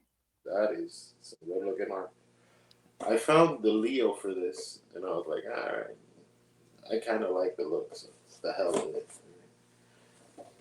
And so let's jump into the episode. Okay. So this is a 2-parter. And it's sort of the kind of set up the table so what we're doing here. The first part is Save Our Ship. Save Our Ship, technically the crossover doesn't start until like 50, like really close to the end of the episode. But it still happens, and it's still part of canon, and it's still chronologically part of what the team up is. So I think it makes sense. So we'll start with that, unless you want to. Yeah. Well, if I'm scrolling on the bottom, so you kind of tell what we're doing. Yeah. But this is kind of a funny episode because really these 2 episodes are promoting a different show at this point in time, and they're both made by Saban. So it's it's very much canon, but it's still kind of funny that it's just a promotion for the other show and a show that's popular. Yeah. So we open the episode with a recap of episode 2, which was like episode 1 and episode 2 was the beginning of the series because it was a 2-part as well. Then we have Ashley and TJ on a simulator fighting. And this is actually kind of funny because the bad guy that they're fighting wasn't made in toy, but it was made in toy form in the mini ones. You remember having the little like Polly Pocket size, like it was a Megazord set with like really tiny figures? I don't remember the Megazord. I remember the actual Polly Pocket morpher. They had a morpher from the Yeah, because back then that was like the big thing. Everybody was like shrinking their figures out, and that bad guy was in there. And this, I believe, this is the first time we actually see the official putty, and you probably can speak on this more, because you know see more Sentai than I do. The purple putties with the yellow line. I don't know what they're called in this show. Oh But yeah. I don't remember what they're called in the show, but yes, those were the main bad guys in the Sentai. Uh, not the robotic dudes that we have. yeah, we have But the punk. again, I think it's funny that they actually put those in an episode because we didn't need it. Yeah, We didn't need it. You know, it was just one of those. Hey, it's from Sentai. We do Sentai footage. Boom. You yeah. know. So like their money spending is weird, bro. Like Yeah. not to jump around too much, but seeing the episodes, like you saw the turtle costumes.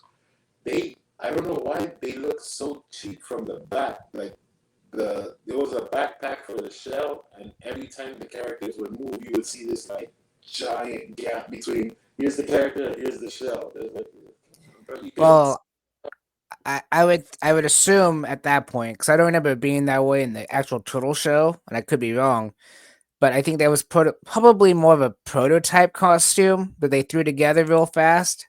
Because we all know how Sabana is nowadays. You know, it's just cheap, cheap, cheap, and let's go. You know, yeah.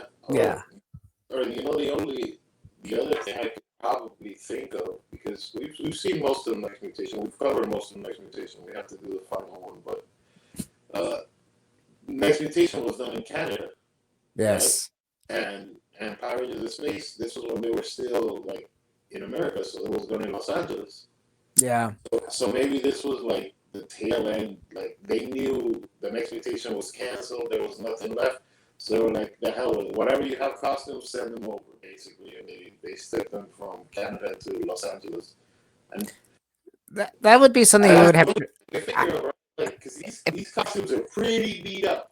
Like, it They seems like are, people fucking around. They're but pretty. I think to be safe, and maybe our fans out there, our subscribers might know, you would have to look up when this episode is made and when did they start filming the Turtle show.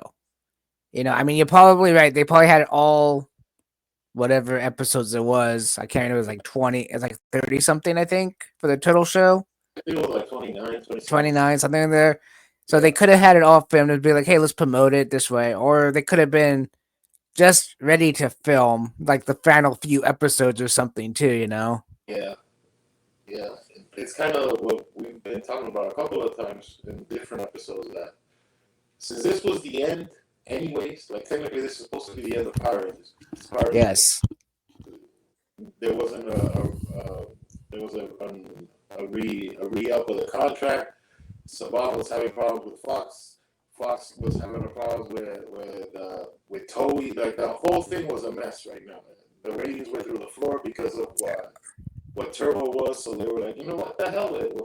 Because they did a lot of crossovers. And we're talking about this. They did a lot of We're in episode 3 and we're already doing the Ninja Turtle crossover. Yeah. You're moving pretty fast. Episode 1 and 2 is kind of episode 1 really. So you're really like burning through footage and stuff. But So before we go on, I just want to let you know, audio wise, you're kind of cracking. I still can understand you. I still hear you perfectly, but it's on my side. I don't know why.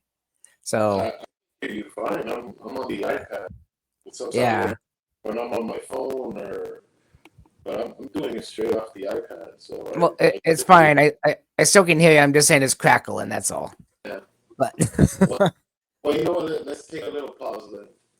okay, give me 1 second here. Let me hit that button. Let me hit the button. And we're back, everybody. Yeah.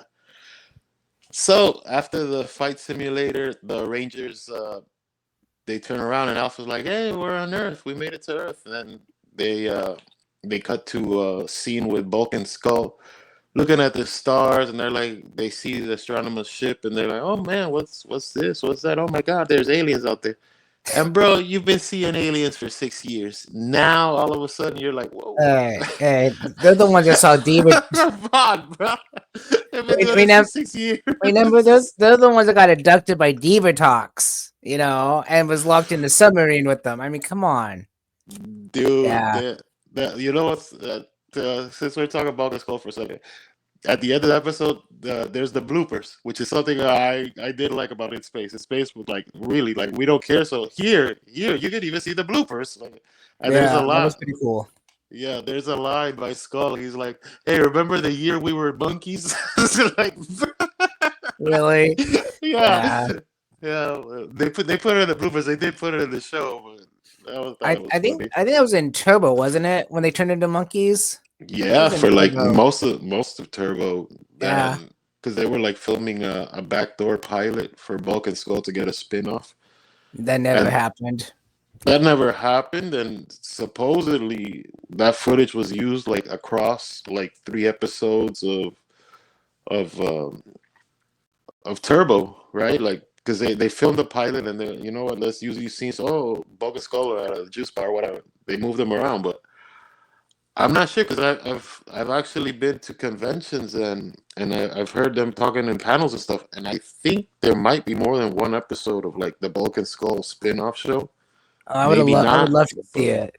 You know. but a Well, proper show of them, you know. So yeah. I don't know. Maybe it's convention talk because you know people get to conventions. It could just be convention talk too. But back to the episode, the Bulk and Skull are like, oh man, what was that? What's that? I'm scared. I'm scared. They kind of pass out, and then we get the intro to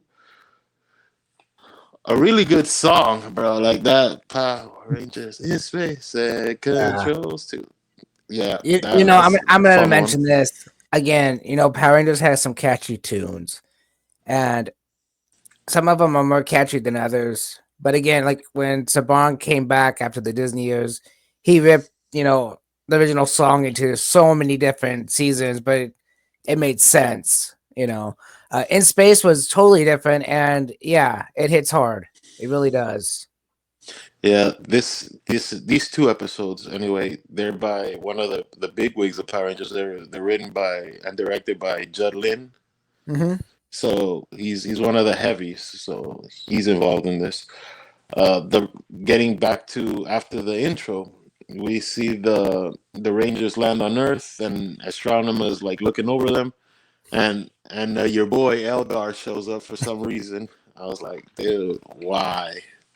Yeah, because And they they, needed to keep using the costume. That's why. dude, he's technically the first soldier of astronomers army then, because right, like because Ecliptor hasn't debuted yet. Like they've talked about Ecliptor, but they haven't officially. Because most Yeah, of the story is the other guy for yeah. episode 1 and 2 anyway. Ecliptor showed up in the beginning of In Space, and after that, not really. Yeah, And Eldar is actually from Car Rangers and Turbo. And I thought it was just weird that they just brought him into space. yeah. I actually saw one of those the history of Power Rangers, Mhm. and Linkara was talking about how they had to recreate the costume because the Sentai costume was like so destroyed of Elgar, so that's why the head looks so different. Because Mm. the Elgar head we have here looks kind of almost playfulish because he's got a It lot of does. cheeks to it, like he's Uh-huh. got like, and it's thick.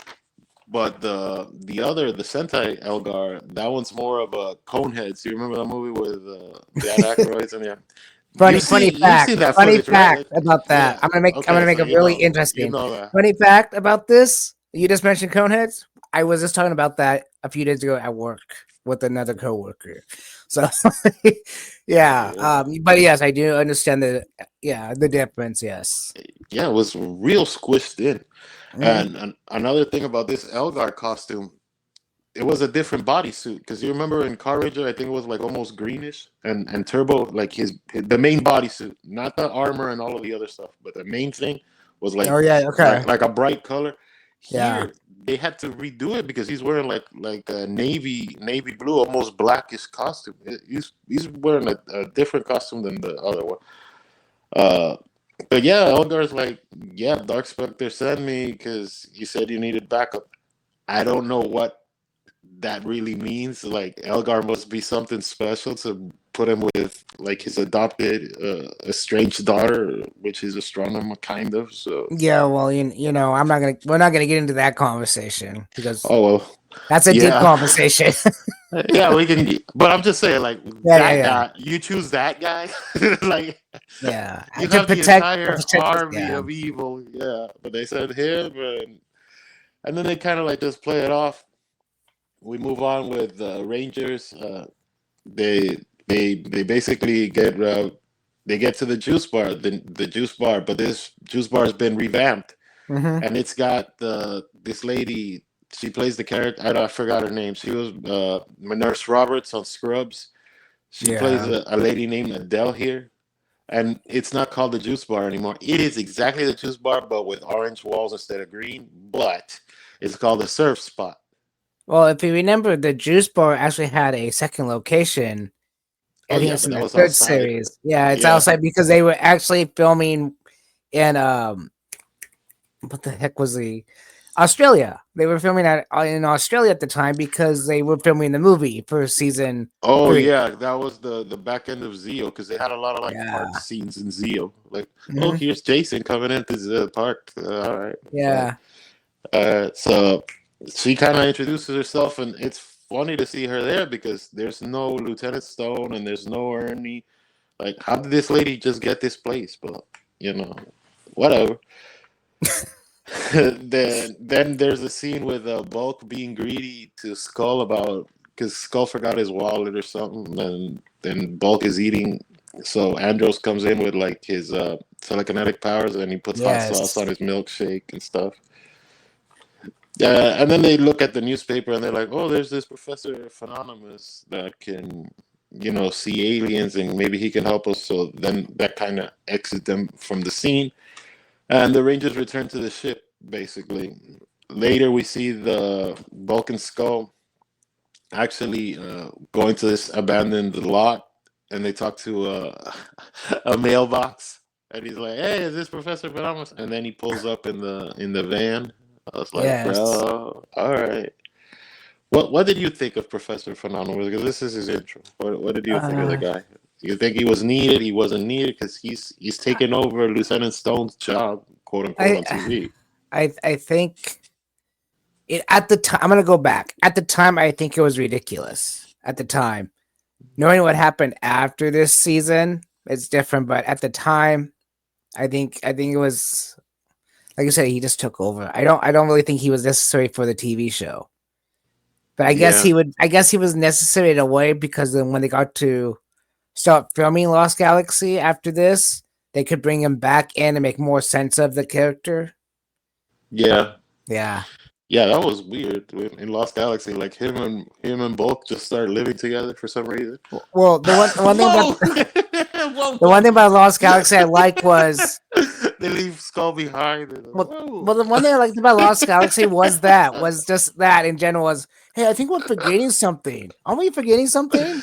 And they get into space like, oh, it's Skull, and it's just like, and then he Yeah, sees Skull wake up. And he goes back to sleep and wakes up and goes, "Oh no, I forgot."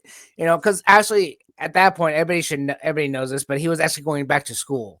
yeah. He So was they had to getting his write him masters off. or something. Yeah, Yeah, yeah. But that was just uh, that was spotty as well because I think they only did like what was it, like 5 or 6 episodes of Lost Galaxy with Bulk, and because they had a limited run with Bulk too. Bulk didn't have a lot of screen time on Lost Galaxy, and the Professor kind of filling in or whatever. But yeah, and then Bulk comes back on Samurai. And actually, a really fun fact is Bulk did not want to do Samurai unless Skull was there. So, and they said to him, "Well, we can't get Skull, but let's grab this other kid, and you'll be like the uncle or Skull's kid Son or or something something, like yeah. that, something."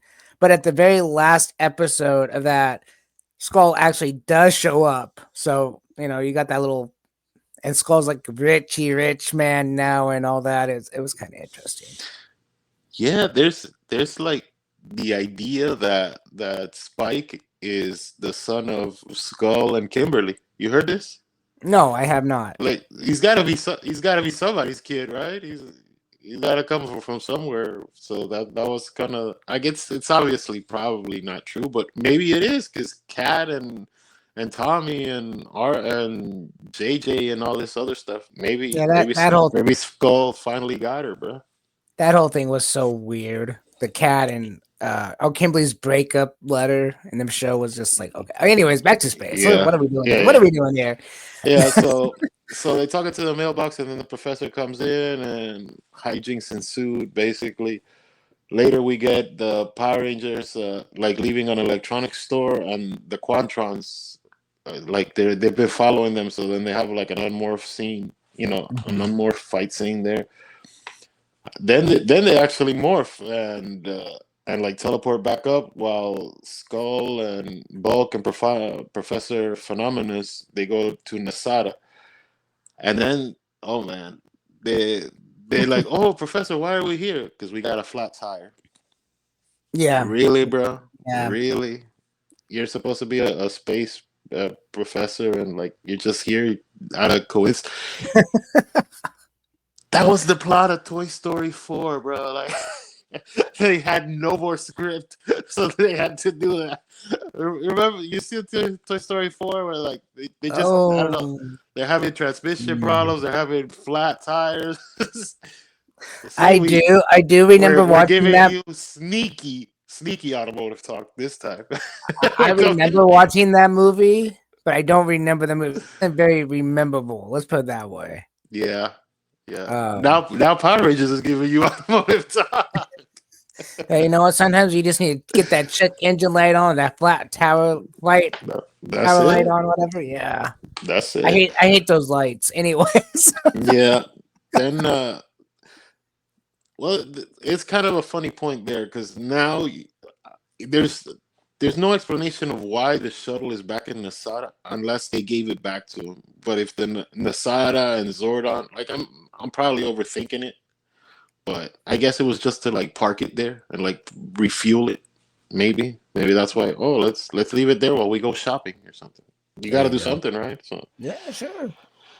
okay, so then the Rangers, they try to get back on the shuttle, and Ecliptor comes in, and then there's a fast fight between Ecliptor, the first appearance for Ecliptor, and he comes in strong. He starts like just kicking the crap out of the Red Space Ranger, hmm Andros. and yeah, Andros, and then he runs away because of reasons. Then Astronomer starts blasting, just starts sending, missiles and lasers from space, and the Rangers, they basically haul butt and get back on the shuttle and launch it back up using the same footage that they used from, when they left Justin behind.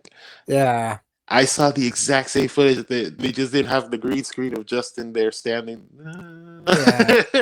That's another episode I thought was just another wasted time, but I understand they were trying to give Justin a few more minutes of frame, but he deserved it actually, but yeah.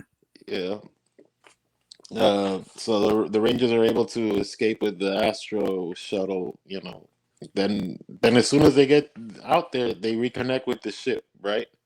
hmm And then and then Estrada was like, "Send down the the growing beam, whatever, to make him giant, make him giant." So then all of a sudden you just park the Astro ship back in the main ship, and then all of a sudden you have to pull it out again and turn it into the head. And okay, now now we have to go right back to it because now we're in the Megazord scene, Yeah. and they have a quick fight. It's kind of fun because like anytime you see the main villain general, which is Ecliptor, he's not the head of it, but he and the Megazord is usually like Goldar versus the Dino Megazord, stuff like that. Those are Yeah. always like classic stuff you want to see in the show. So that's fun. Ecliptor's destroyed. You saw this, right? Like his ass is done. Yeah. He turned to dust. Then you have Andros and Ashley, doing a simulated version of playing pool on the deck, hmm and he kind of tells her, "Hey, look, yeah, I do have telekinetic power." Because she was like, "Oh, I did see you like moving your hands." And they're like, "Yeah, I have telekinesis." Then here starts something. We cut to Astronomer in a black wig now because she's been wearing a purple wig during most of the show, and she starts like plotting with some of the toys that you saw at the intro to this episode, hmm particularly. those are my OG figures as well. And she's like, "Oh, I gotta get these Rangers. I gotta get Rangers." And Elgar's dusting, and she tells him, "Hey, send a beam, and set it to New York City." And then he's like, "New York City," because they're like, remember that chip sauce? That's what that's a Yeah, reference to. Yeah, yeah. like, I oh, remember that commercial. New York City, New York City. that's What? what Yeah, that's a yeah, reference yeah, to. Yeah, yeah, yeah. And then the beam comes down, and as the beam's coming down, astronomer's like playing with this giant turtle she's got for some reason on her deck. And it's funny here. I never saw this particular part of the set ever again. The part where she's sitting down and with the green backdrop and her chair and like all of the toys there. Like I yeah. never saw this scene again. Uh, I don't think it this was. set, if you will, yeah. Yeah, So then the beam hits the sewer lid. The sewers pop out, and the turtles, the Teenage Mutant Ninja Turtles. No, I mean the Ninja Turtles, Next Mutation Turtles come out, yeah, and they start like, "Hey, did you do something?" No, no, I didn't do something. Did you? And then Leo's like, "I wonder," and then that's where the episode ends. We yeah. get some bloopers, and that's the And first that's the part of this, wrap. which is yeah, and that's Save Our Ship. Now we move on to the second part of the episode, which is Shell Shocked, and we get a quick recap. Then the turtles bicker and argue a little bit for like 2 seconds. Really, it's not really anything big. And then Astronomer beams down, and oh, here's something funny. Mikey hits on anything, Oh anything with yeah, it. Oh man, Mikey is Mike is you my got man. you got to watch out for Mikey in this climate. They wouldn't allow him around, bro. Because he starts hitting on astronomers. He's like, "Oh, you're such a pretty lady. Give me your hat." He does this Hmm. to the girls too. He does it to April O'Neil. He does it to Burma. He does it to everybody.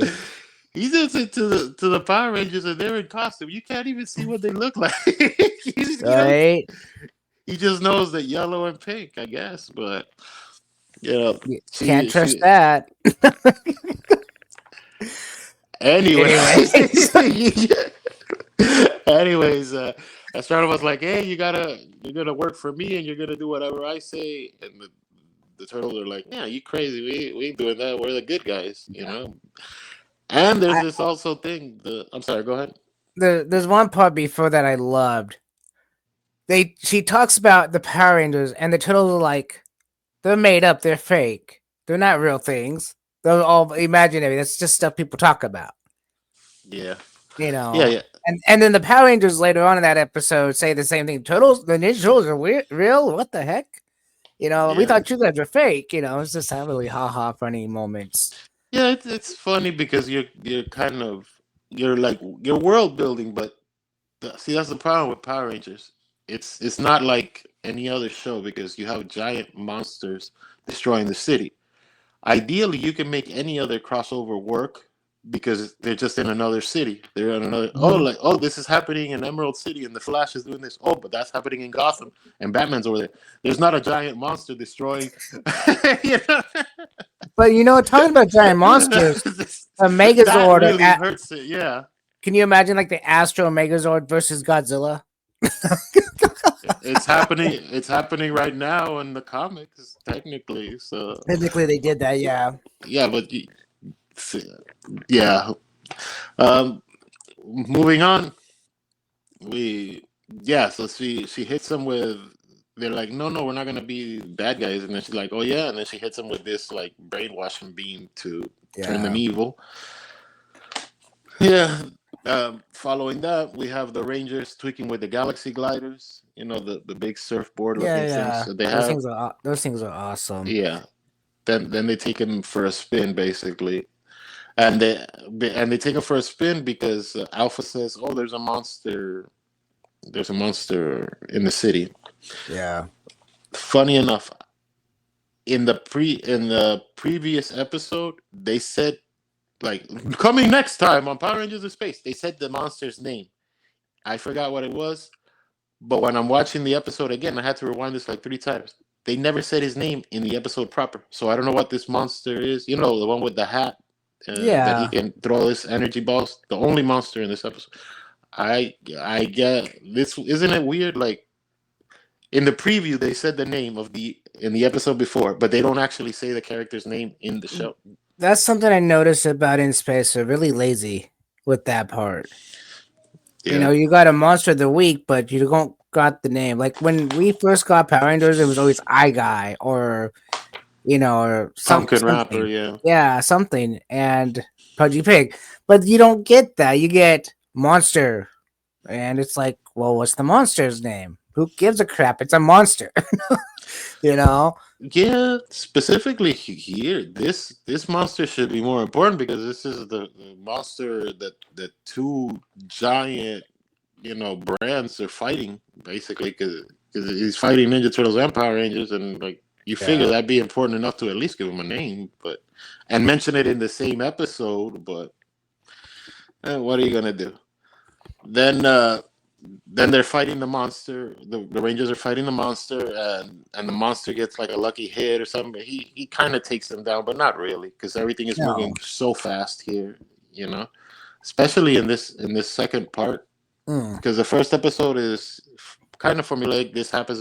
The Ranger fight. yeah. Whatever. It's Here a you have it's a to, build up, yeah.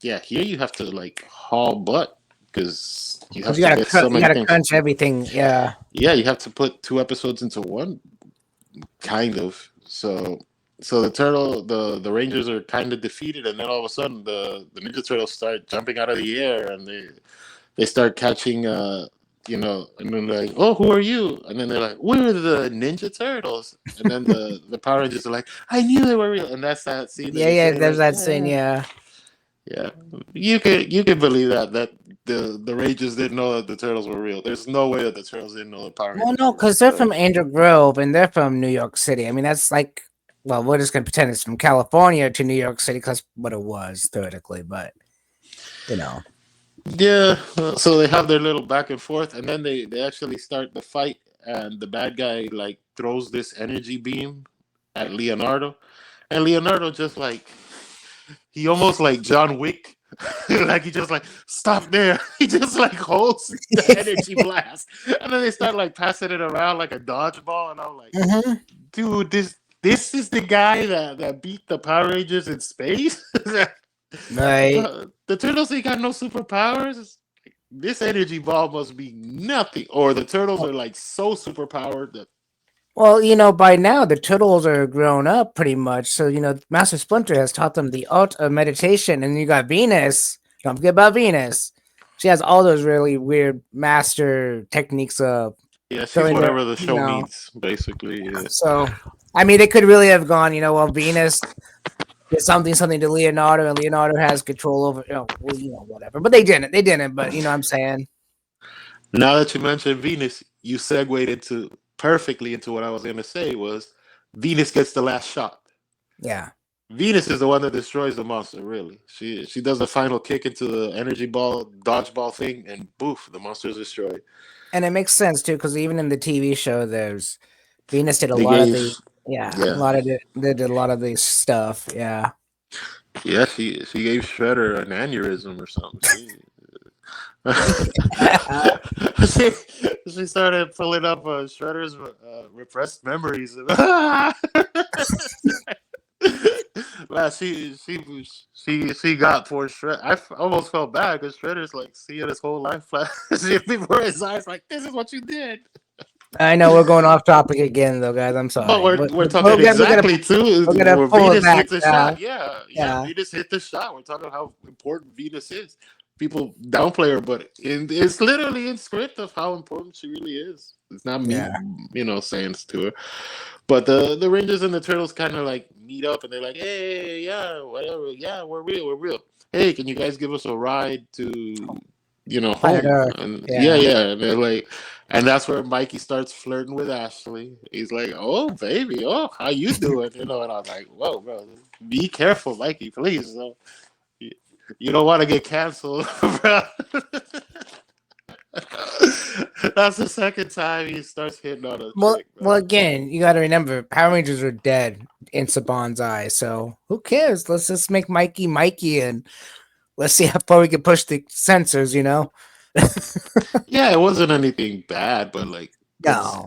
considering how most like television shows like hold back, like all of a sudden they make Mikey so thirsty, if you want to use that word, you know.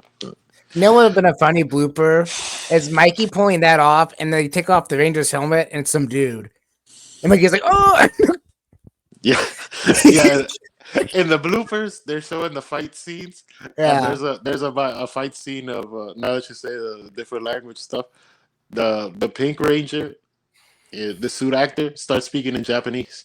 yeah, In the bloopers of the episode, bro. yeah." Oh man. So getting back to the Pink Ranger, Cassie calls. This is kind of funny too. Cassie calls them the Mutant Ninja Turtles. Like I've never heard anybody call them the Mutant Ninja Turtles because they're usually Teenage Mutant Ninja Turtles. Yeah. Calling them the Mutant Ninja Turtles. Oh, or call them the Mutant Ninja Turtles. So you replace teenagers with the Mutant Ninja Turtles. That Well, maybe they were trying to make him more grown up, and that was the only way they could think of it. yeah. I think this is actually the first time ever for the Ninja Turtles to have a crossover with another brand on TV. On I could TV. be I could be wrong, but like their crossover Well, with Batman came like 20 years later. unless The you want to cro- consider, the Jimby, the rabbit dude, Jimbo, yeah, Jimbo Usagi something. Yojimbo. So Yeah, but that's a that was whole a different That's a whole different cartoon in Japan. yeah, but that was a working agreement from the jump, so Yeah, I that know. wasn't crossover. And the Turtles didn't cross over to their show. He was part of. Yeah, We could go into Usagi for days because technically he should be part of canon. I think well, it's kind of like Deadpool and Marvel and all that. Like, oh, I yeah, created him and Spawn created it. Todd McFarlane claims, yeah. I yeah, but got you. that's That's a whole nother topic. I know. yeah, I'm that's a whole opening a can of thing. worms, as you want to say. Yeah, well, I don't mind it. It's just you know what I I know. mean to keep running with this. So Andros doesn't trust them, but TJ's like, nah, they're cool. This is the first time I see TJ like. It's fun to see TJ leading even in blue because he's basically saying, "Oh, he's like, you know what, buddy, relax. We got this. These are the turtles. They're fine." And Yeah. then they all teleport up to the ship. And on the ship, Carlos and Ashley start showing the turtles around and stuff. Hey, look, this is the escape bay. This is the glider. This is this. This is that. And and here's a funny thing too: the turtles don't sound like the actors of the show. No, they don't. These voiceover actors that they got for this particular two-parter, I don't know where they got them, but they are not because Raph doesn't sound all Brooklyn-y. The others No. don't sound like this showish. Mikey kind of, but like the others, Well, Leonardo really doesn't sound like the Leo on the show. I think Mike is the easiest one to mimic because he's supposed to be that California surfer dude. Yeah, So I think anybody really could do him, especially if they've lived in California. They're like, oh, dude, it's Calabunga, dude. Kind of thing. yeah, it's a lot of dudes and bros and stuff like that. Oh, dude, yeah. No, Yeah, no. Most people can do that kind of thing. yeah. I just as a kid, I noticed this and like because I remember seeing this as a kid and I was like, why do the turtles sound so different than on their show? Like this isn't a Yeah, translation of okay, the cartoon turtles don't sound anything like the live action show. Fine, because there's the two different things. But this is yeah. like it's the same company. It's Saban, like you're saying. Mhm. Saban's making both shows at the same time. Why couldn't? And this is ADR. This is voiceover. This isn't like the suit problem that the Ninja Turtle suits look all shredded up because you had to bring Yeah. them from Canada or wherever you were filming the show. This is post. This is post production stuff. I don't know why you couldn't fix this in post because if you pay me as the voice actor or you pay somebody else as the voice actor, you're still paying the services of the voice actor. You still need somebody to do Exactly. the voice of the characters. Yeah. I Especially know. when, yeah, I mean, it's just that's it. I mean, they could have just said, hey, whoever the voice actor was, hey, come over and do the voice, unless they had some kind of like weird technology where the person that was actually in the suit controlled the voice, like with a microphone like this in the suit. I doubt it, but you Yeah, never know. Yeah, I super doubt it too because Jim Henson couldn't do that, and Jim Henson is like the king of puppets. He would do voiceover.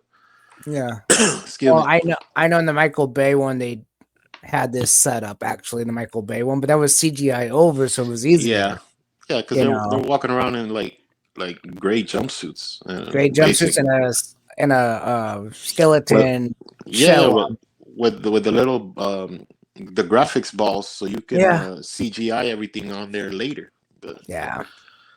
yeah, I it it doesn't make any sense for the voice actors to honestly like. Okay, here's me making it about myself again, but okay, God with damn Mascara, it. uh, the hell with it. It's the season I, finale. I'm It's just the kidding. season I'm kidding. finale. I know. We're I gonna do know. it on the season finale.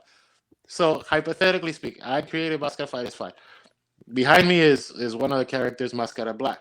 If I have one actor do a voiceover, a voice for Mascara Black, that character in one animated short, that's fine, because I'm not telling a chronological story. Yeah. If Yeah. if it's Mascara Fighters, the TV show, then okay, bro, it's the TV show. It's made by me. I should be able to control that. There really shouldn't be any voice issues like this. It doesn't make any sense whatsoever. From a production side, from a creative side, from a fan side. I mean, what do you Yeah. think? Because you've done some voice stuff too, and you do some recordings. Does this make any sense to you? Because No. this is Yeah. like a head It, scratcher. it doesn't make any sense. It doesn't make sense because, like, again, it's Saban. I mean, I would understand if it was like Saban and Paramount. Okay, well, we can't get the Paramount actors. That'd be fine, but it's not. It's Saban and Saban. Saban Entertainment doing both. So why Yeah, couldn't you just get okay? Well, these are the lines for the show. We're gonna go start recording soon. Do the lines. It's part of your pay. yeah, Instead of okay, well, we're gonna hire these actors in these suits that God know where they came from, how much they actually paid for the suits, or if they're just whatever. And then we're gonna hire these three people from Power Rangers to do the overdub for you guys. Hell, it yeah, could have just been the Power Rangers themselves doing the overdub for the Turtles, because when they're in the suits, they go to a studio to do their own overdub when they're doing the suit work. So, um, yeah, who knows? It could have been the people that played Ashley and played TJ and Astros and all that. Could have been just them taking theirs and making yeah. it theirs, But that's a Turtles. character to the actor, so you have to Yeah, have the character doing his voice. These are yeah. dudes in costumes. The turtles don't have to be on set. TJ has to be on set. Cassie has to be on set. Astros has to be on set. But what I'm You saying is, you take know? those main actors that would go in the studio to do the Power Ranger part when they're not in the costume, and just say, Hmm. "Hey, we'll give you an extra $20 if you want to be Michelangelo, Raphael, Leonardo, and Cassie or whoever. You can be Venus." Yeah, Oh, okay, yeah, we'll do that for an extra, whatever, sure, yeah. you know. I think it's also like the sign of the times because like most recently, like the past few years, we've been hearing a lot of the Power Ranger stuff. The mixing was bad, Oh but yeah. now it's like okay, it's 30 years ago, a Lord Zed clip you want to use in Beast Morphers, you have to get a new voice actor because they didn't Mhm. mix it right, fine. And the degradation of sound and all of that, and they were using GarageBand 1 and or using GarageBand 40 or Yeah. whatever or voice Whatever. Yeah, mimicker. I get it. Yeah. Yeah, so you can understand that this was happening in real time.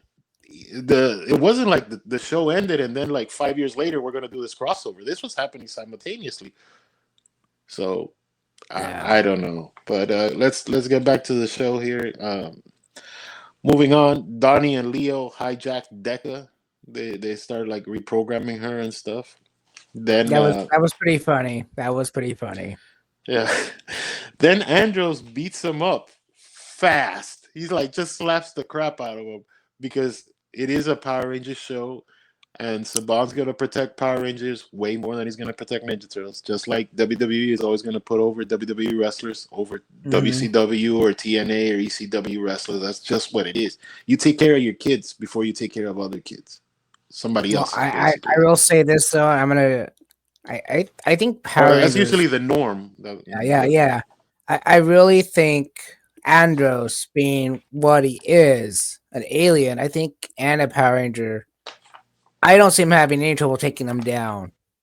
The only one I think Yeah, might be had a trouble would be Venus, yeah, honestly, but that would be about the only one. yeah. But this was a big crossover. I mean, Oh, it this was two massively popular franchises coming together. Not the versions we wanted. Let's be real too. Let's pause for a second. We wanted to see the Mighty Morphin and the '87 Turtles meet up, but that was Oh never yeah. going to happen. Oh. We wanted Ron Paulson, and we wanted Austin St. John, and we wanted the lady that did Ape. We wanted that crossover, but we got this. So Yeah. you should have treated I think the Power Rangers. I mean, the Ninja Turtles here were like a step down because I don't know. It just always seemed like you're protecting Power Rangers, and then the Ninja Turtles are. Because for him to slap him, then there's no point in morphing. There's no point in the episode. There's no point in anything. I know I'm overthinking it, but I am a series creator, so it is kind of my thing to overthink Yeah. why things would be.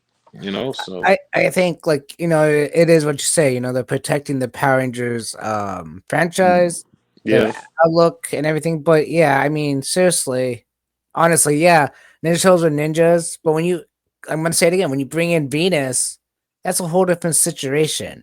Now, if this was yeah, just the standard, 90s costumes from the movie, and it was no Venus there, and I would have loved to see those costumes again. Um, yeah, it would have been a different story getting slapped by Andros or whatever, and as a human form because yeah, there's nothing you can do. But when you bring in a person that has powers and just saying, "Hey, we're gonna take you out by," no, it makes no sense.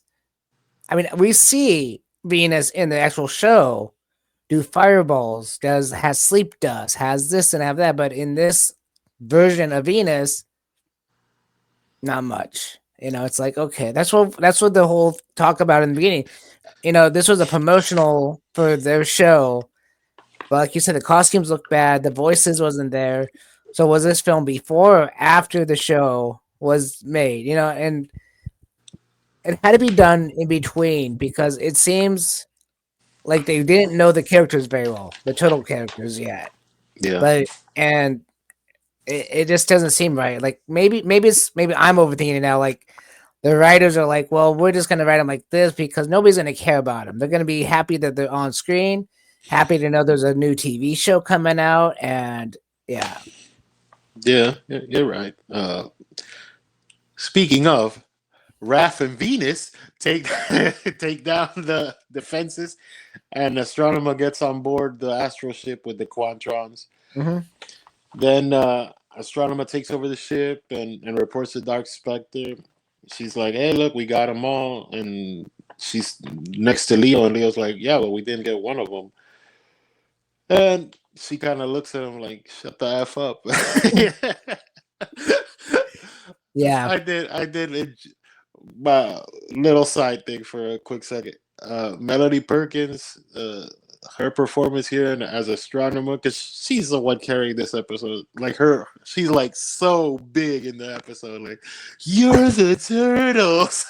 She's like, right. you're gonna listen to me. Like she's mean mugging the hell out of the camera, and I love it. I Well, love okay. Well, I'm, watching I'm gonna stuff. I'm gonna put my 2 cents in with this character. She is the show for Yeah, the Power Ranger fan base at that time. Like if you watch the one from the '90s and you're watching in space still, you're yeah, past teenager years, and you're just like, those costumes, the way she looks, even when she becomes good again with the blonde hair, you're just like, yeah, yeah. I'm sorry, but it's true. She is the space show. That's why. Uh, yeah. now now in Japan, they started doing something really dirty. In Japan, when it became car racer Oh, time, oh yeah. Oh, yeah, they started hiring their they're real dirty about their female yeah, yeah. actors. In Car Especially the Ranger, villain girls. yeah, in Car A Rangers, lot the of main different seasons. I know villains, what you're going. Yeah. yeah, the main villains in Car Ranger, and the ones after that are usually what they call well, we call them porn stars. Let's just put it that way.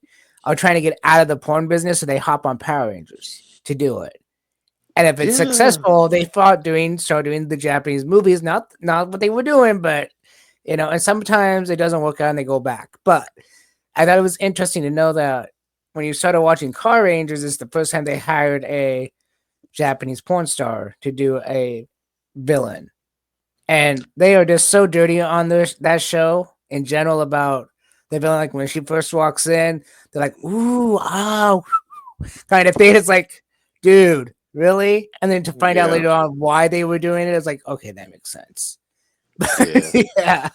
I like Melody's performance in this show too because she's showing a lot of. I mean, I've never seen her. I haven't seen her in much after this, but it shows a lot of like big star qualities of hey Oh yeah. look, I'm gonna be so animated, like she's really like she's eating up the screen, and she's like, oh man, is this Meryl Streep, or like this is she's start I'm the diva, like she's really going for it, and I love it. Hey, I she's love a that great performance of her. actress. She's a great Yeah, actress. I don't know what she does now, but yeah, I've met her once or twice, doing Mascara Fighter stuff because at conventions, and she's been nice to me. Hi, how you doing? And we took a picture, and hi to you. By the way, we're fans of your work. Uh, definitely. yeah. So yeah, so she gives Leo that look, and then the turtles bump into each other as the Rangers. They kind of like bumble and stumble, and Andros helps get them out, and they basically escape in the Astro shuttle. Yeah. Then they're trying the turtles are following the Rangers on the ship, but Mhm. they hit a reverse polarized magnetic field. Yes, I Wow, love that. wow, wow! Uh, That's a mouthful, oh. bro. Just think of it as when you're a kid, if someone told you they did what? What was that again? Yeah, yeah. It's But basically a spell breaker. yeah, that's Re- exactly what re- that's exactly what happened. But you know what it sounded like to me? We hear Uh, da da da da da da. Oh, it's a Donatello line. That's what that was. It was a Donatello line. oh man, Was yeah. oh we hit a reverse blah blah. Say that in English. Yeah, the cartoon. They would Yeah, give that guy some lines to deliver, bro. right. And he had to sell them too, bro. Uh, After that, we astronom after they try to follow them, the reverse polarizing magnetic field hits the turtles, and everybody goes dark for a minute. Then everybody wakes up, and astronomers telling them to do something, and they're like, "No, no, we don't listen to you anymore." Uh, and basically scares them away, scares her and some Quantrons away. Then we get the Rangers fighting the Quantrons on a nearby planet, and it had that blue filter to it. You remember Yeah. that? You know what's funny about that scene I loved was Astronomer, he says, you didn't say goodbye to me. But you know what? I'll say goodbye to you. It's like, okay. Yeah, they cut that line out of the YouTube version because that's where I saw this one. I Yeah. know what you saw, and I think they cut another line of it too because they kept it really really short. They kept it at Okay. like 21 minutes and something, and I think the show run is supposed to be like 23. So I guess it depends on which episode or who you see the episode from. Because like the one I watched actually had that line in it. So and I think mine was like 23 minutes long, Yeah, the episode. So I think it depends on what channel of the YouTube channel you watch it from. yeah. Well, I watched it from the official one. Oh, see, I didn't. I But watched it from no, yeah, but I watched it from the yeah. official one, and some of that music that they use for the background fight scenes and stuff, that was kind of weird to me. Like I don't remember that beat. Like I remember specifically what this episode is because it was like so big as a Mhm. kid, but like seeing it now, I don't remember the. Was this new No, music? Was this like new I audio or don't something? Because know. I couldn't tell you because like when I said a don't long time sound ago, like the original score. But like I said in a long time ago episode is when I rewatched this, it was only me watching it for like basically the first time again. Because when I yeah, watched In Space the very first time, I only watched like the first like 4 episodes. Like I can't. I'm not a. I was done with Power Rangers at that point. yeah, I was one of the people that was done with Power Rangers at that point. I was never done with Yeah. Power Rangers. I was just didn't get into the in space thing. I think that ruined it for me originally, but after going back to it, I think it's one of the best Power Ranger shows out there. Honestly. Yeah. So the Rangers are fighting the Quantrons on the nearby planet. Then Donnie has to like re-hijack the Deca. And again, Venus has to come here and save the day. She puts her hands on him and she's like, relax. And then he's like, oh, mean for green. And then he cuts the green wire and it stops the self destruction control that Astronema had done before she bounced. Yeah. Then we cut to the self destruction thing, and they're like, yeah, we have a ship of our own. And then we see the Rangers back on the planet. And at 16 minutes of the episode, we actually start the team up of the Ninja Turtles and the Power Rangers with a fun, fast, wacky fight scene between them.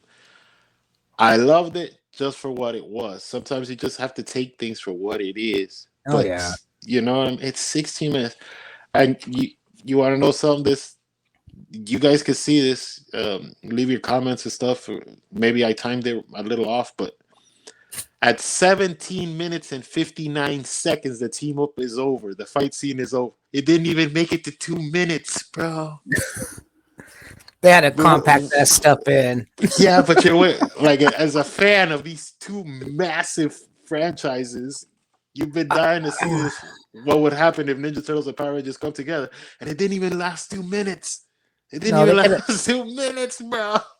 Okay, so from a creative standpoint, I had to know the time. I would have thought that. Yeah, I would have thought they would have done a better action scene of some sort. Not such shortness. I mean, heck, let them control the Megazord or something. I don't know. It would have been kind of fun to see something like that. I mean, I know at the end of the episode they get to ride the surfboard things, but yeah. I think they were trying to also maybe go for different demographics because like the Power Rangers are like and then every time the Ninja Turtles come in, they put in like fake hip hop music like like this is the urban superheroes you're supposed to like. I'm Latino, so I get what you're going for, but still, like, come on, bro. Every time Leonardo talks, like, come on, bro. But when Andros is talking, like you hear the hip hop beat, like you think the Turtles are gonna start rapping or something. Come on. No, that happens in Michael Bay's movie. A lot of things happen in Michael Bay's movie, bro.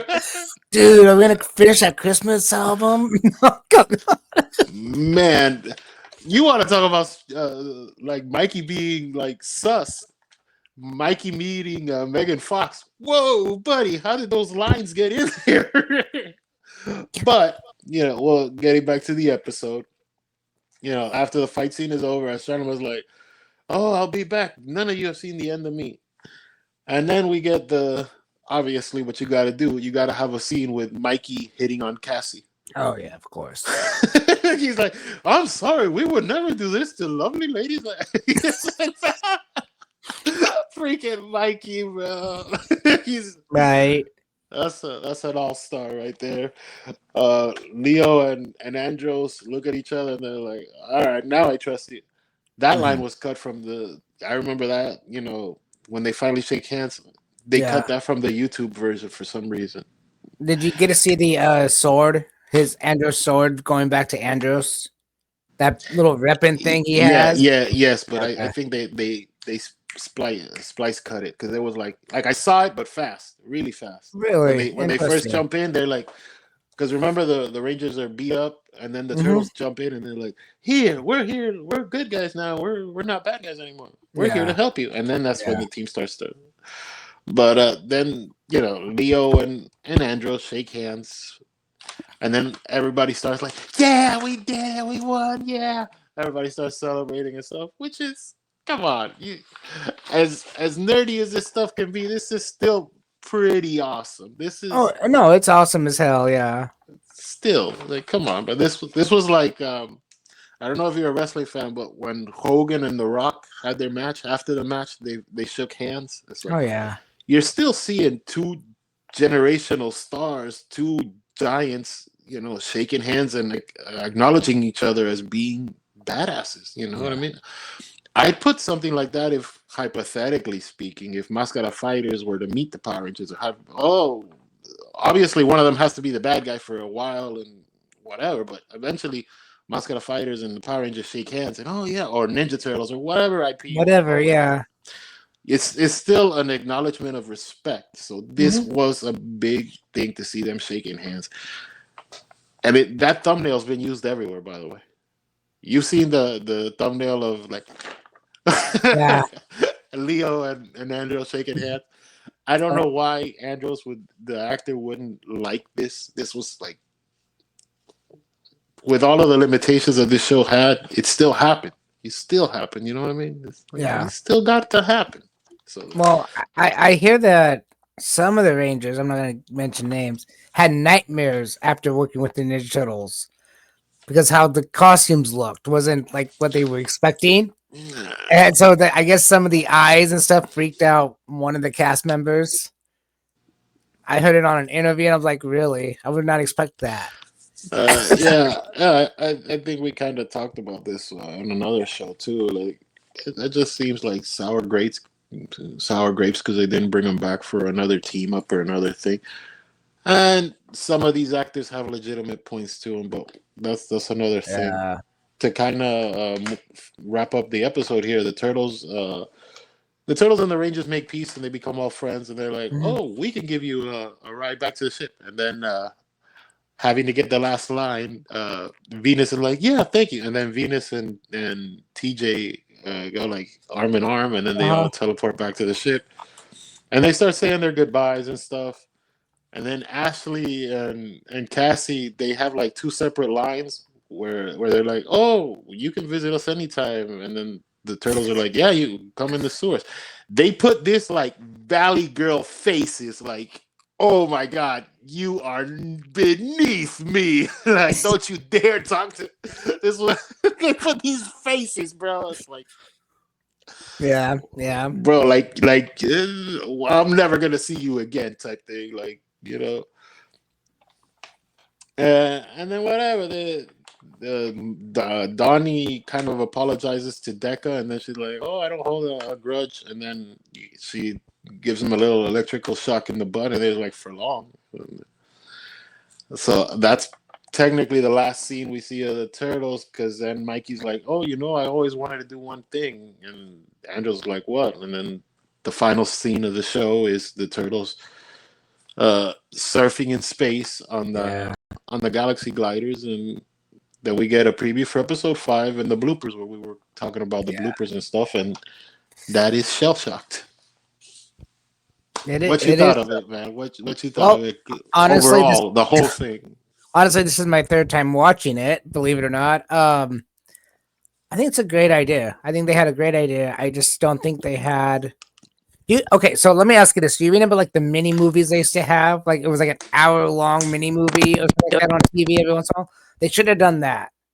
They should have had the first episode building up to the turtles, and that turtle episode should have been an hour long, where they could have longer fight scenes and more dialogue and stuff telling why this overall. It should have been like an hour-long mini movie of Power Rangers. Yeah, Um, but overall, for what it was, even for the time period, I think it was great. I, I enjoyed it for what it was as well. yeah, I don't think they could have done any better for the timing. I mean, I'm sure they had tons of footage that wasn't shown because being an editor, even with this podcast, sometimes I edit a lot out because it's just like we over talk, and I'm like, some of it needs to be, and it's not just this podcast. People do it all the time. They just like, okay, well, we're talking about this, and you're realizing if I'm as an editor watching this going, man, I am talking way too long about something I shouldn't be talking about. Let's just take it out if I can't take it out, and then get right back to the topic. Uh, I think there was a lot probably not shown, just like in the Turtle show itself. But like again, it's a great show. I suggest anybody that's a Turtle fan go watch it. if you haven't seen it, or if let's say this: if you have kids that like Ninja Turtles, show them this, and they might be like, "What the heck is that? That's not a Ninja Turtle," but at least it'll have some kind of history of a Ninja Turtle that doesn't exist. Yeah. Yeah, to kind of wrap up my thoughts on it too, this will always be like one of those moments in time. Now we live in a time where everybody crosses over with everybody. Back Yeah, then, there was no crossovers like this. no, There was. I don't remember. Like the only thing I can think of that was even like kind of comparable was when remember when Batman and Superman had their own TV shows, and then they did the Batman Superman movie, but it was like two episodes inside of Superman, but they kind of wiggled it because it was a big deal to bring in Batman the animated series and Superman the animated series oh, into you're talking about one that one? project. Okay, Yeah, I'm talking about like as far as yeah, like two icons finally getting together. mhm. That's the only thing I could think of because there really wasn't any other thing that was that big. We never got other crossovers like we just for crossovers alone for a second. We never actually got a Thundercats He-Man crossover. I think GI Joe might have done a crossover here and there, but like, oh, you know what? Who did a bunch of crossovers was, and this was the king of crossovers, and it's still unstoppably the king of crossovers. You're not gonna know who it is. You want to take a guess? Who's the biggest crossover? I probably don't know, honestly. You ready? Yeah. Scooby Doo. Oh, Jesus Christ, you're right. Scooby Doo. Everything, Scooby Doo's everything. crossed over with every single body that ever Not existed. Yeah, even real life humans, like the Yep, Globetrotters. Remember they did the Scooby Doo. Globetrotters? Yeah, They yeah. did the Globetrotters. They did Ed Sullivan. They did the Monkeys. They did They the did Beatles. everything. They did Batman the '66 with the actual actors of Batman. Yeah, They had Adam West do his voice and everything. I remember But that episode actually. Scooby Doo is the king of crossovers. There is Yeah. in modern times. You think Scooby Doo's done direct to video movies with WWE. Hmm. Oh, here's John Cena and Scooby Doo. Why? But it happened. It still happened. You It does can't. happen. Yes. It did happen. This damn dog gets around pretty well, bro. Really? Yeah. Yeah, Roo really gets it, bro. Yeah. Since we're kind of off the topic now. Another crossover we never got, and this was like my parents, my parents' time, but still, this would have been big for them, and it would have been big. It'd be big right now if they still did it as far as crossovers. You want to know what it is? The Yeah. Well, Munsters yeah. and the Adams Family. Didn't you do a They crossover? they never did a crossover. They hated each other, and there was like deep deep rivalry to the point of Oh, like, that I do know. Yeah. oh, you stole our show. No, you stole. Oh, we got a wacky grandpa. No, we got a wacky grandpa. Right. They couldn't make it work. The No. like They they there's they crossovers and everything though now. they could do it now. They could. They can make it work now. If you wanted, if you want to know the easy way to make it work, you're gonna laugh at me. Wednesday, this TV show Wednesday, because she's in a school full of monsters and people from all over the world go Yeah, to you can open school, up that door, but the and you problem could open the is, door yeah, and letting them in. Because I don't know who owns the monsters now, but it was that terrible Rob Zombie movie that nobody liked. That was only in theaters for like a week and a half. Remember, this was the last reboot, so I'm just talking about the last yeah, reboot of the Monsters. That I believe it was Rob Zombie and NECA did some of the figures, but NECA released the figures like a year and a half after the movie came out because the movie was like such a limited run.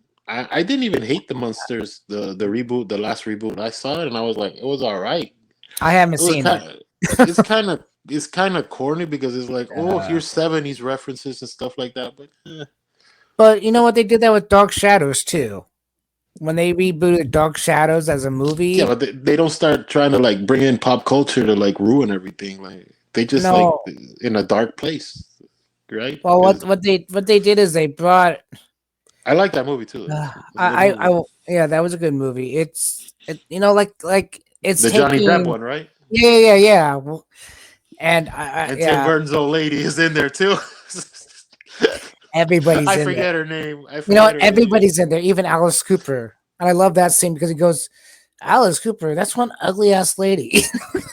It's like, okay, dude. Yep.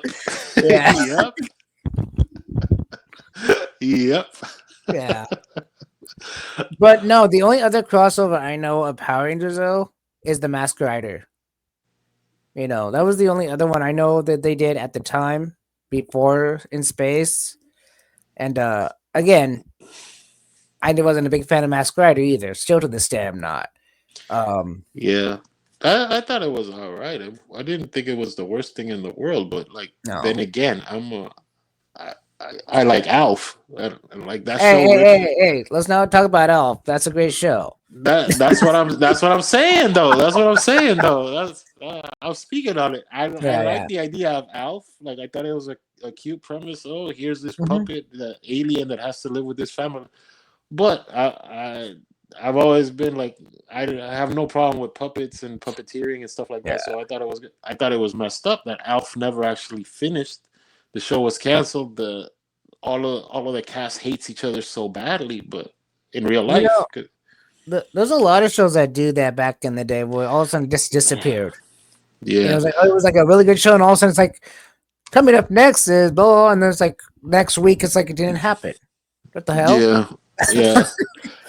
I saw. I probably mentioned this since we're talking Alf for a second.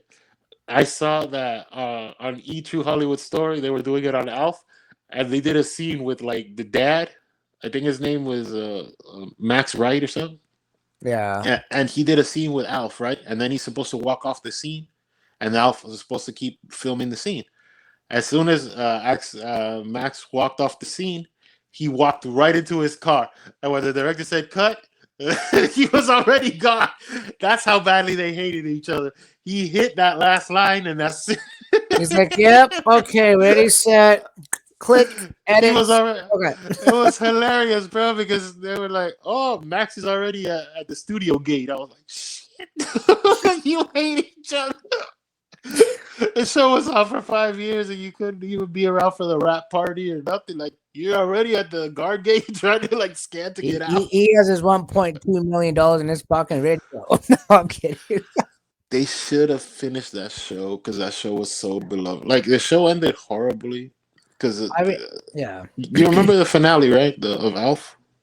Yeah, you know, it's funny though because my family used to watch that together. You know, I'm it was watching that fun. now. They have it on every streaming, so it's got to Oh be yeah. popular, right? It's on Tubi, it's on YouTube, it's on Well, Amazon Freevee. It's everywhere. it's It's, it's a cult classic now. Seriously, it is. I mean, they could make a movie, and people would be like, "Oh, they made a movie. Let's go watch it. Let's hope that they don't destroy it, though. But let's go watch it." You yeah, know, Elf. You know, the final chapter. Blah blah. You know, and everybody's like, "Oh, they're finishing it. New actors. Who gives a shit if they're new actors? But they're finishing it." You know. yeah. That show was like the weird thing too is their numbers were pretty strong. It wasn't like Yeah. other shows. Like you remember that other show, Dinosaurs? By the Oh time they God. hit like their second season or whatever, their ratings were like in the dumpster. So you kind of had to wrap that up. You couldn't, Well, you know, the here's numbers the weren't there. Alf still had yeah. solid numbers. Well, here's the funny thing about dinosaurs with me. I remember watching the very last episode, and Oh, I the don't know if extinction. yeah, yeah. And my mind did. Man. I don't know what was going on with my mind back then, but it did not put one to one together that it was the very last episode. And Yeah, man. I remember later on, I was like, well, that was interesting. Okay, I'm just gonna go do something else, and never even thought about the show ever again. And then I was watching something on YouTube. I'm like, yeah, okay, I understood it, but I didn't understood it back then. I got it that it was the last episode, but I didn't understand why it was the last episode, kind of thing, you know. Yeah, Because that little baby dinosaur, not the mama, yeah. it was like the star of the show, and it was just funny for kids. But again, I think people put dinosaurs as, like you think of a dinosaur, you're not thinking of somebody talking or anything. Even as a kid, you go, they're Yeah. talking. Because when you learn dinosaurs with these big creatures in school and they made loud noises, and you got a TV show with a teenage boy with spiky hair and a girl that's has all the problems. You got a baby that hates the dad theoretically, and it's They're a always trying to common. kill the Yeah, yeah, grandma. yeah. Always. That's right. Bro, they Always. have ceremonial deaths for her every like 3 episodes. So Yeah. again, again. But It's like God, bro. I think the other problem with dinosaurs is, That old thinking lady back was on it. bulletproof, bro. Yeah. The other They problem with threw her in the dinosaurs is volcano. yeah. I'm sorry. Go ahead. Here's the thing. I think they were trying to hit too many people at once. You got the teenage boy. That's going to relate to the teenage boy. You got the teenage girl that's going to relate to that, and then you got the dad that has that job that he really hates and stressed out. Now as a dad, I understand it, but back then it's like, what's going on here? Because my dad would come home from doing construction, be tired, but he was always happy to be home, with the family. And then you got the mom and the grandma that always tries to die, trying to kill her off. But yeah, I think they were trying to hit too many people at once. Like a lot of TV shows go, okay, this show is meant for kids. This show is meant for teenagers. Saved by the Bell, teenager show. And blah blah blah blah. You're not gonna put Rugrats and make it half for adults and half for kids. No, it wouldn't work. I think that was the problem. It was they were all over the board trying to make everybody want to like the show in one way or the other. Yeah. Because Yeah. I remember it because some of the jokes I was like, that's not, I don't get it. As my mom or dad would be laughing, I'm like, what's so funny about that? Dinosaurs was like, it was almost written sad, bro, because it was like the dad can't keep his job. They're Yeah, always like on the verge of being homeless. They're always trying to kill off the mom. The kid doesn't respect them. I think the teenagers had like levels of depression. Like that show is like yeah, it the was horrible. like as a kid you see it and you're like, the talking puppets, that's nice. When you actually see the Yeah, show and like, hey, wait a minute, bro. Like, what are we yeah. When you doing now? when you grow up a little bit, you watch these TV shows. It's like, huh? Even Yeah. even rewatching the 1980s Ninja Turtle show, you watch it now and I'm laughing at the different jokes than that I was laughing at when I was a kid. Yeah, I'm laughing at Raph those, talking to the yeah, camera. talking to the camera. Oh, you got these jokes again that are adult jokes in a cartoon because they knew the kids are gonna go watch this, gonna go buy the toys, but then you're gonna have a mom and dad sitting next to them watching it too because it came out in a time period with the kids. The kids that they were hitting were tiny kids, 6, 7, 8 year olds, and then the mom and dad wants to make sure the TV show's okay. So they had jokes for the adults, and then they had the jokes for the kids. And now you listen back to them, you're like, oh, okay, that's funny. But why are these jokes not funny now? Yeah. Yeah. Uh, Before we start wrapping up here, I did want to mention one thing that uh, I'm pretty excited about for next year, and I heard about this recently. I know the first half of this episode we're talking about predictions and things we want to Mhm. see and stuff like that, but I didn't get to mention this, and I did want to mention it as sort of my closing thing. N64 is coming back next year. There's already Right. pre-orders for it. It's gonna have a bunch of games to it. I hope it plays well because I always wanted to get into N64, but I never could. Now, if I can buy for $100, oh, here's a system with a bunch of games upscaled, and I don't have to buy a pack or anything. Everything is just all in there. I could just play.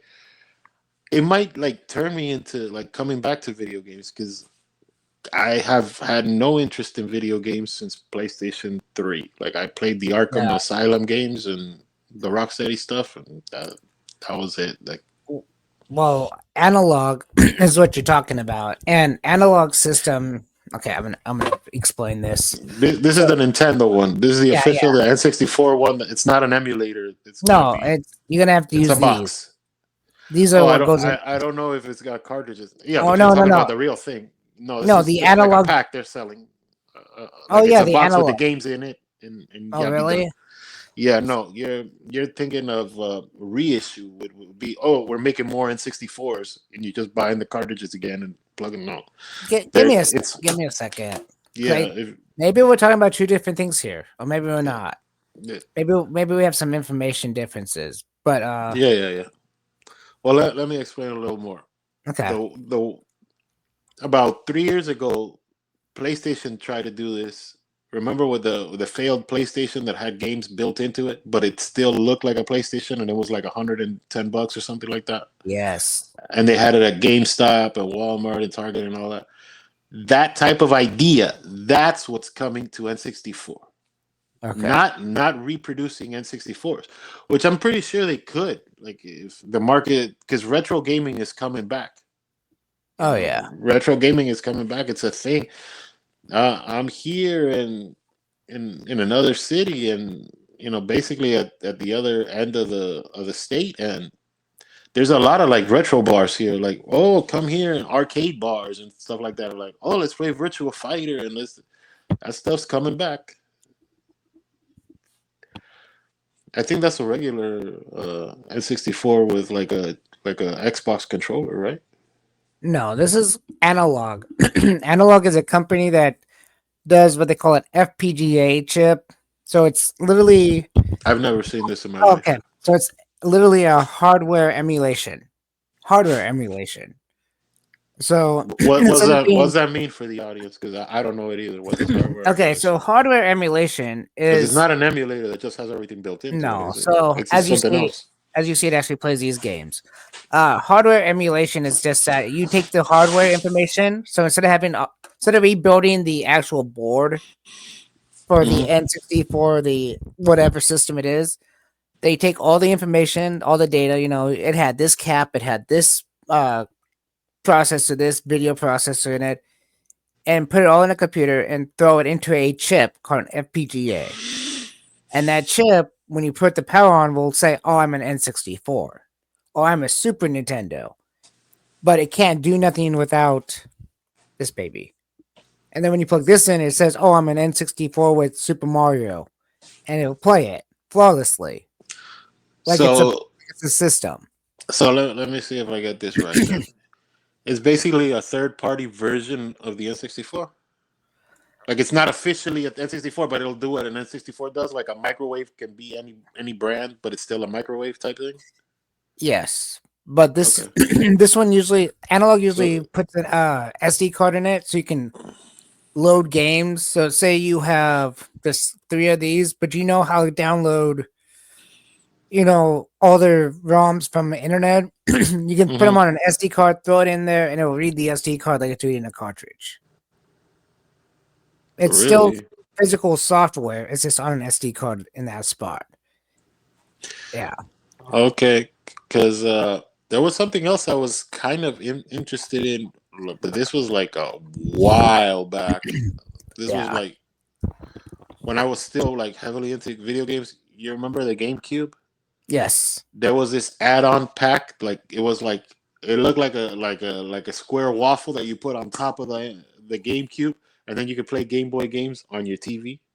Oh, that actually goes on the bottom. Yes. Yeah, Okay. yeah. Okay. I thought that was cool as shit, dude. Okay. I'm gonna show you something that's gonna blow your mind. Okay. Are you ready for This is the this? video game section, Yeah. everybody. Yeah. By the way, I'm gonna blow your mind here for a second. So go here we ahead, go. do it. Let's see here. Come on, flip. Okay, first of all, that's the N64, as you know. That's a This regular is one, right? yeah, it's the regular one, just a Okay. standard one. It has an HDMI output on it that I bought from Amazon for recording Okay. purposes. But this thing is called a Retron 5. This I've slot, never seen that in my life. it's from Hyperkin. If you look up Hyperkin, you'll find it. But this is a clone console. It's actually an emulation box. It's kind of funny, but it plays physical cartridges. And this That's is what a I thought game. you were talking about. The other one. And Okay. this game, That's basic. different than No, analog, or it's it's yeah. So kind of the same idea. analog is a hardware uh reproduced in a chip. This is physical emulation, like you take off of like the internet. But Mhm. somehow they figured out how to make it read cartridges, and I still don't know. It's actually an Android box, if you want to know. This thing's an Android box, but it plays Game Boy Advance, and Game Boy Color right there on your TV screen, That's cool. just like the GameCube did. But it also plays Famicom, Nintendo, Super Famicom, Sega Genesis, and Mega Drive, all right there. Yeah. Oh, So that's cool. it's pretty neat, and I'll use it for recording purposes because it's HDMI. It's I believe it's 1080p straight out of the box. So, and you So have all sorts of different filters and stuff you can add to your games depending on what it is. I actually have a Game Genie built into it, so it's like a yeah, But yeah, you put the actual cartridge in, and it reads the cartridge, and you can plug in the original controllers to it too. So if you have a original NES, you can use the NES controller. It's pretty neat, and a lot of people uh don't like it, but at the same point, a lot of people do like it. So hmm it's kind of a mixed bag. I've had it for a few years, and I it play it sounds a lot. interesting. Yeah. I'm just interested in this N64 thing I was telling you because there's like growing up there was always all these games that because I was a PlayStation guy and they were like, oh man, you got to play Mario 64, you got to play Diddy Kong 64, Donkey Kong 64, and all of these 64 versions are WWE No Mercy 64, like all of these games that were like N64 locked Yeah. in, and I Double O can never Seven. just play. Yeah, Double O Yeah. Seven, GoldenEye. I totally missed out on that, but like since now it's cool to, and I like these old games because they had Oh everything in yeah. them. So That's I that's the thing I don't like about new video that games. retro might be the thing to kind of like Yeah. bring me back into gaming, but That's what brought me we'll back see. into gaming is the retro gaming. Oh, let's buy this what they call clone console. That's what the Retron 5 is a clone console. And I started playing. It wasn't this one. I had a different one, and it's like, oh yeah, I remember playing this game and that game as a kid, and it took me down a path of having tons of cartridges again from Nintendo, Super Nintendo, and then I got an Yeah. N64 from a friend that had Oh, one laying Mario around. Kart. That's Uh, another one I missed out on too. I never got to play uh, Mario oh, Kart. you never got to play Mario Kart, the original Mario Kart? No, and Ooh, and what do you call? I'm kind of crunchy that I never got to play Super Mario 64 because like from a game perspective that was like a masterpiece game. I always said like as far as because I'm a platformer guy. I hmm like Crash Bandicoots, like Cooper, Ratchet and Clank. So that's my wheelhouse. So as far as platformers, that was like you remember how many awards the Super Mario 64 got? There was like an excellent freaking yeah. platformer game. It was one of the best platformer experiences you could have for that. So I was like, it ain't for me. It ain't for me. But now, if I can get a plug and play thing type going, Well, that's the funny thing too. It's hell like yeah, I was kind of the opposite. I was such a well, I still am a Nintendo fanboy, as they yeah, call us now. But I remember my best friend having an Xbox, and I'm like, yeah, that controller's stupid. Look at that controller, so thick and nasty looking, yeah. I never liked and the Xbox controller. and no one like the Duke. They call it the Duke controller. Anyways, but there was a lot of good games on there. He had one called Death Throw. Basically, it was like football or like football. Oh no, not football. Basketball with a frisbee, and the frisbee would be deadly. I mean, if you didn't catch it, it would cut you, and you could Oh, tackle people. really? It was really Oh weird, man, I know what you're talking about. but it was fun. It was fun. It was like the only Yeah, Xbox game I would play, and I was like, okay, I'm done. I played this for an hour and a half. I think I'm gonna go back to my Nintendo. Because all the other games, Halo and all that, I never really thought like I didn't really like those. And it was just funny to me because even today, like people are like, oh, let's play some Halo. I'm like, I would try it. I was like, nope, still not interested in it. Not for me. yeah. But let me play Doom. I'll play Doom all day. The I original never Doom, I'll played play that Doom. all I day. never played Doom. I've never liked playing on a PC. Yeah. I just got a PC and because of I got a brand new PC and it's got like you got an Xbox there. You got an Xbox there. I don't care about Xbox. You have an Xbox no matter what. Even when Xbox was Xbox, it was still just I'm a a big Mac guy. PC. I do everything on Mac. For me Yeah. to be working on PC, I have to like find everything and find this folder and find that. I'm so accustomed to doing everything with Mac. But that's neither here nor there, buddy. But no, retro gaming is fun. And if you haven't done retro gaming, I would suggest starting with the Super Nintendo. Because actually, speaking of Doom, Doom is actually on the Super Nintendo, and it's probably one of the closest ports to the PC version. Yeah, So, yeah. yeah. I remember the games of that, but or you know what was a big one around that time? The Diablo thing. Oh, Diablo, yeah. But I never played. When I never Diablo was played it. hot, when they had Yeah. this other one too, Magic the Gathering. When I Magic actually, was did a couple mhm, of games, yeah, not just the card. The card everybody knows the card, but they did some yeah. actual physical games. Like they also had the MMOs. I think it's EverQuest. That was a big one too, with like elves and all that. But You I've know, never been an MMO guy. I just realized you never played Pokemon Stadium on the N64. Nope. That game, Mm, I'm not a big Pokemon fan, but that game was fun. I did have this is oh man, this is like the ruler of time and space stuff, but I remember playing Pokemon Red, but on Oh Game wow. Boy. Okay. On Yeah, Game yeah. Boy, but that's when I was negative 15. That was for the timeline. I was negative 15. Right.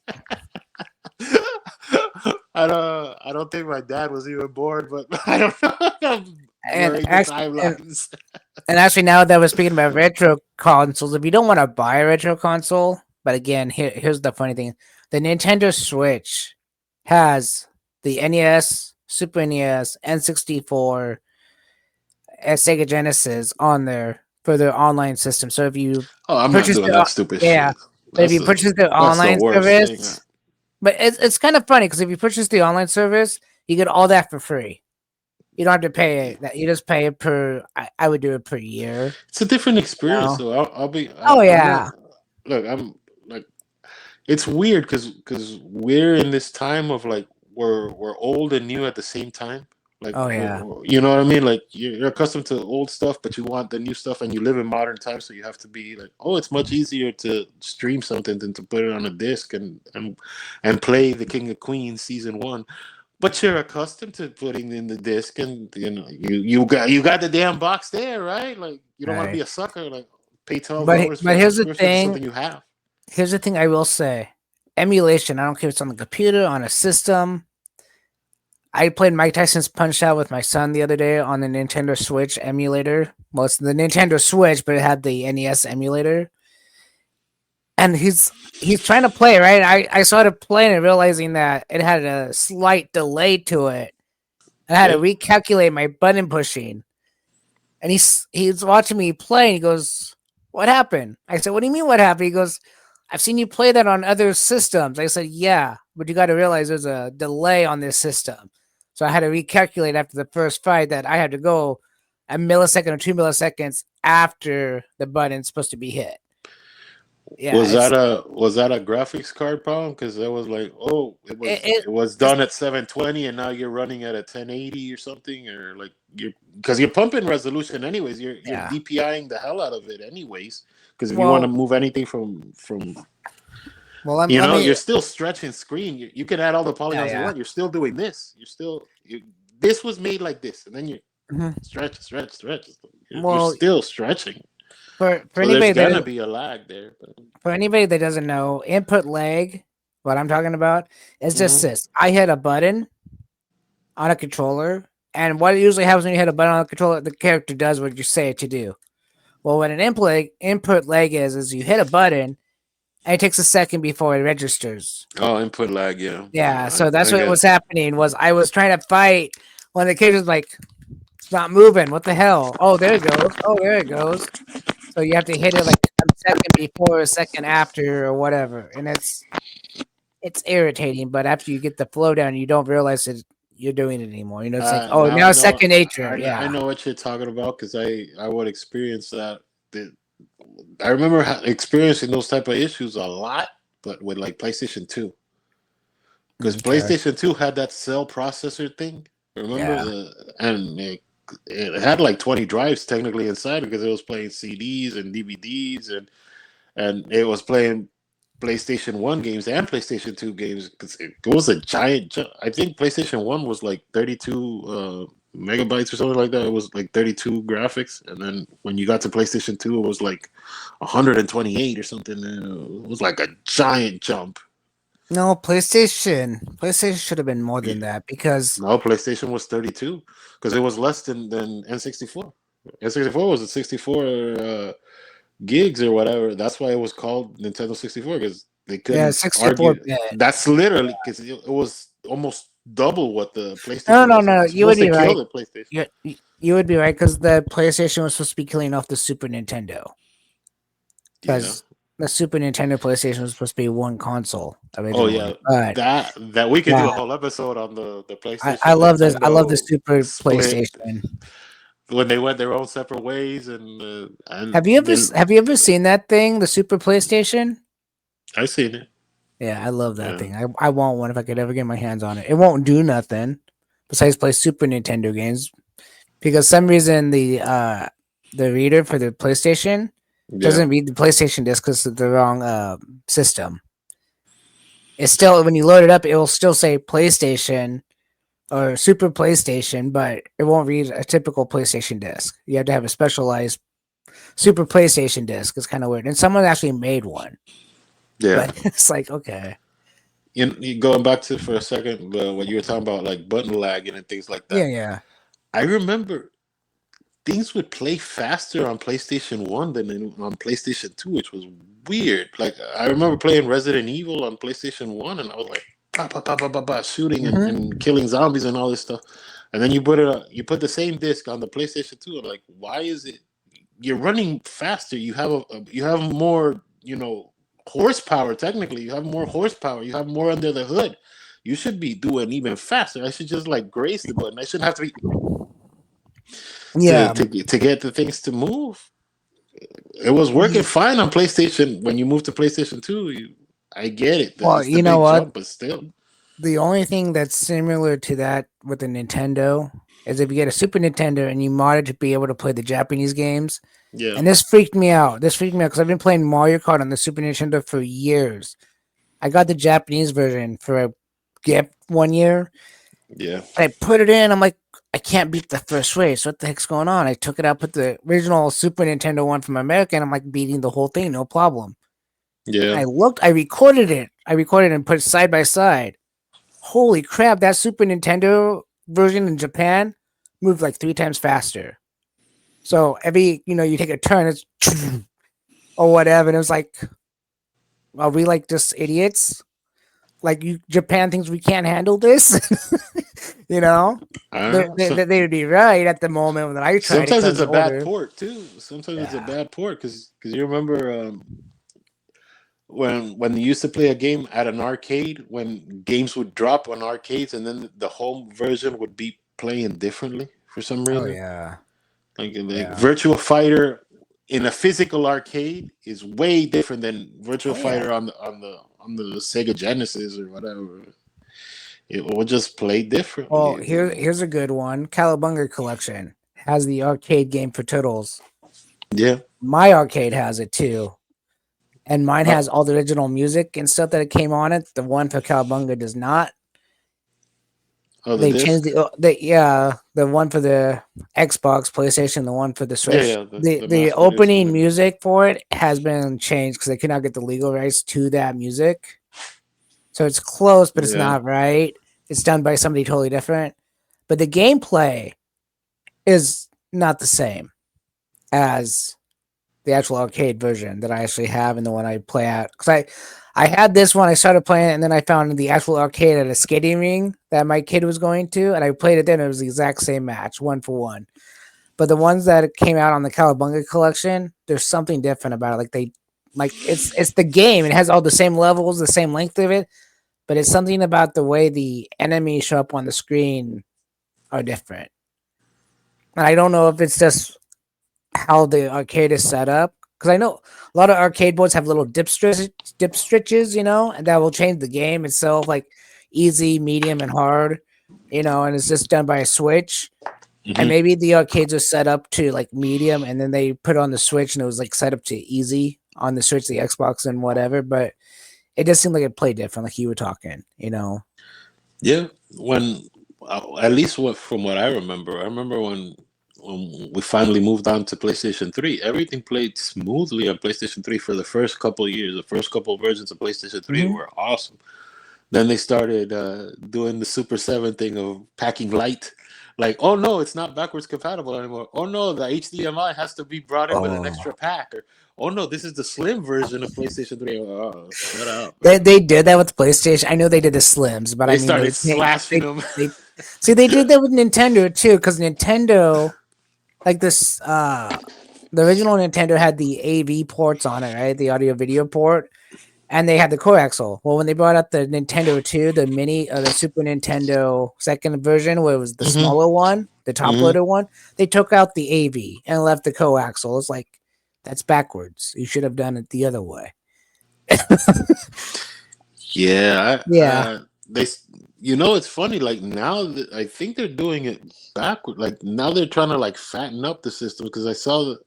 I don't collect it anymore, but I saw the PlayStation 5 and like it's one of the fattest things I've ever seen. And, like, oh no, this one actually has a disk drive to it. And then there's the slim version that doesn't have the disk drive, but this one has Yeah. more hard drive, but that one has more memory. And it's like, Yeah. So now what why don't you Xbox just make and a good system, yeah. bro? Like, So now what Xbox and PlayStations are doing, and so far Nintendo is not. So that keeps Nintendo above everybody else's. You got the standard Xbox, and then you got the digital Xbox. You got the standard PlayStation, and you got the digital PlayStation. yeah, like you're So, saying, the so Nintendo store with all that stuff, you're right, yeah. but So this doesn't play the same.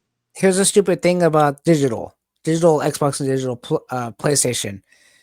Let's just say their servers go down. All those games you bought go bye bye. Like we were talking about with the Steam, same thing. You buy it, but if it goes down, you cannot play it. Yep. Yeah. Yep. Because yes, you own the license to it because you bought it, but theoretically, it's still running off the cloud at that point. Yeah, but you're technically renting. You're not buying Mhm. anything because if you were to buy something, I think you'd have the lifetime warranty on it, whatever platform it's on. But companies merge and fall all the time. It's not. It doesn't happen in toys. It happens all the time in video games. Oh yeah, there's been games that are supposed to come out, and all of a sudden the company goes under, and it's And like, we "Where's talked my this off game?" air about how Yeah. companies merge and they're in and they're out and they're in and they're out and Well, here's a good it one. happens, bro. It's part of business too. It's part of capitalism. Here's a good one. There is no console wars anymore because theoretically there are games that are on Xbox, PlayStation, and the Switch that are online compatible. So you're playing on Switch, you're playing on Xbox, you're playing on PlayStation, Yeah, all in one. now that you're right, because now they're even advertising like, oh, you can online play with somebody that has an Xbox. You can Yeah, online play with somebody. So there's really no I hate to even say it like this but it's the truth. There's really no reason to buy either console. If you have one or the other, you're still gonna get to play with the. Oh, my friend lives in Canada. He's got an mhm, Xbox and I got a PlayStation. We're still gonna, as long as I know his server number or whatever, as long as I know his tag yeah. online, I just So find his tag and that's it, or her, or whatever, or yeah. days or So here's point. the only reason why you buy a console now: Mario, Crash, and Halo. Other than that, there's That no other reason why that you want to be a that's a Mario fan. that's You a buy yeah. Nintendo. That's why I wanna get this N64 thing because this was also in the N64 days because N64. I don't know who was in charge of Nintendo, and this might get me some heat, but the truth is, they pissed off all of the companies because nobody wanted to work with Nintendo during the N64 days. So Hmm. N64 had to make nothing but winners. You All remember of their why? games had to be 5 star. I think it was because of the royalties, right? It was the money because Konami was supposed to do a Metal Gear Solid, and then they like lowballed them with the money contracts or something there, and they That's fell apart. Remember the whole mess with Rare? that's Oof. part of it. But the other part was when N64 came out, the Xbox and the PlayStation was coming out or the Yeah. Xbox was coming out, PlayStation 2 was coming out, and they're like, "No, we're staying with cartridges. We're not doing the disc Yeah, but because PlayStation cartridges." still played nice with everybody. Yeah. N64 couldn't even get Madden. I was like, what? No. So You so can't when they get moved, Madden? yeah. So Madden when they is moved like over the to slut of GameCube, games, bro. Yeah. when they moved over to GameCube, it was even stupider because the mini disc Yeah. that was to protect their game, saying you cannot make a mini disc copy, Yeah, I remember locks, but at least they changed regimes there. There and was a that's change in the guard though. It wasn't as bad as N64 because no, N64 no, it was only Nintendo. It yeah, was basically Nintendo or nothing. They stayed alive because of Mario and Pokemon, but pretty that was much some yes. rough years But they for got N64. Everything had to be yeah, winner, winner, winner, winner, winner, winner. You but couldn't yeah, have a bad game on N64. N64. One of the games that everybody loves on the N64 is 007. That's like the top of the line game for the N64 besides Mario. GoldenEye or the other one? Yeah, GoldenEye. Golden, yeah. Because that 4-player shooter part of it is fantastic when you're playing on the N64. Even the story mode's fantastic. Who And was it's that? first person. Who was the maker though? That's rare, I think. Yeah, but yeah, okay, but that was like Yeah. a co-published thing, right? Like Nintendo had a big influence on it, and they put some of the creators of it with Rare when Rare I was I like don't I starting to don't break up know. or something like that. I That was don't know always for interesting sure. to me. Also, Be- like I always liked the drama back in the age of the video gaming yeah, because I thought it because was you so got nerdy. because you got 007, you got something bad for day. Something bad for day. That was Connor's back there. yeah, because that's an adult game, actually. And then you got Donkey Kong 64 that was also made by Rare. And I think you have one other one. And I Perfect remember Dark, Perfect yeah. Dark. So you got a few Rare games on there. And I remember Donkey Kong giving not even Donkey Kong, just Rare giving shit to the Donkey Kong crew because when the third day game came out, they said we don't need that jumper pack. You remember the jumper pack? It's a little red pack that replaced the Yeah, original one. yeah, That pack was made because of Donkey Kong. Because because it Donkey was Kong too has big. It was no, too because big, Donkey Kong had a right? glitch. No, Donkey Kong had a glitch in it, and if you try to emulate the game, you still have that glitch. So what happens is instead of taking another week or so and pushing it back a little bit like they do now, they said if we just give a little more memory to the system, this glitch will go away. But and then third day came out and was going, we use the same processor in our game, we use the same uh engine, the same everything, and our game doesn't need that jumper pack because we're not lazy. They had a little Rare's, two people with just like my game's better than your game because we didn't have to take a jumper pack for it. Same company, just two different teams, and it was Yeah, funny. yeah.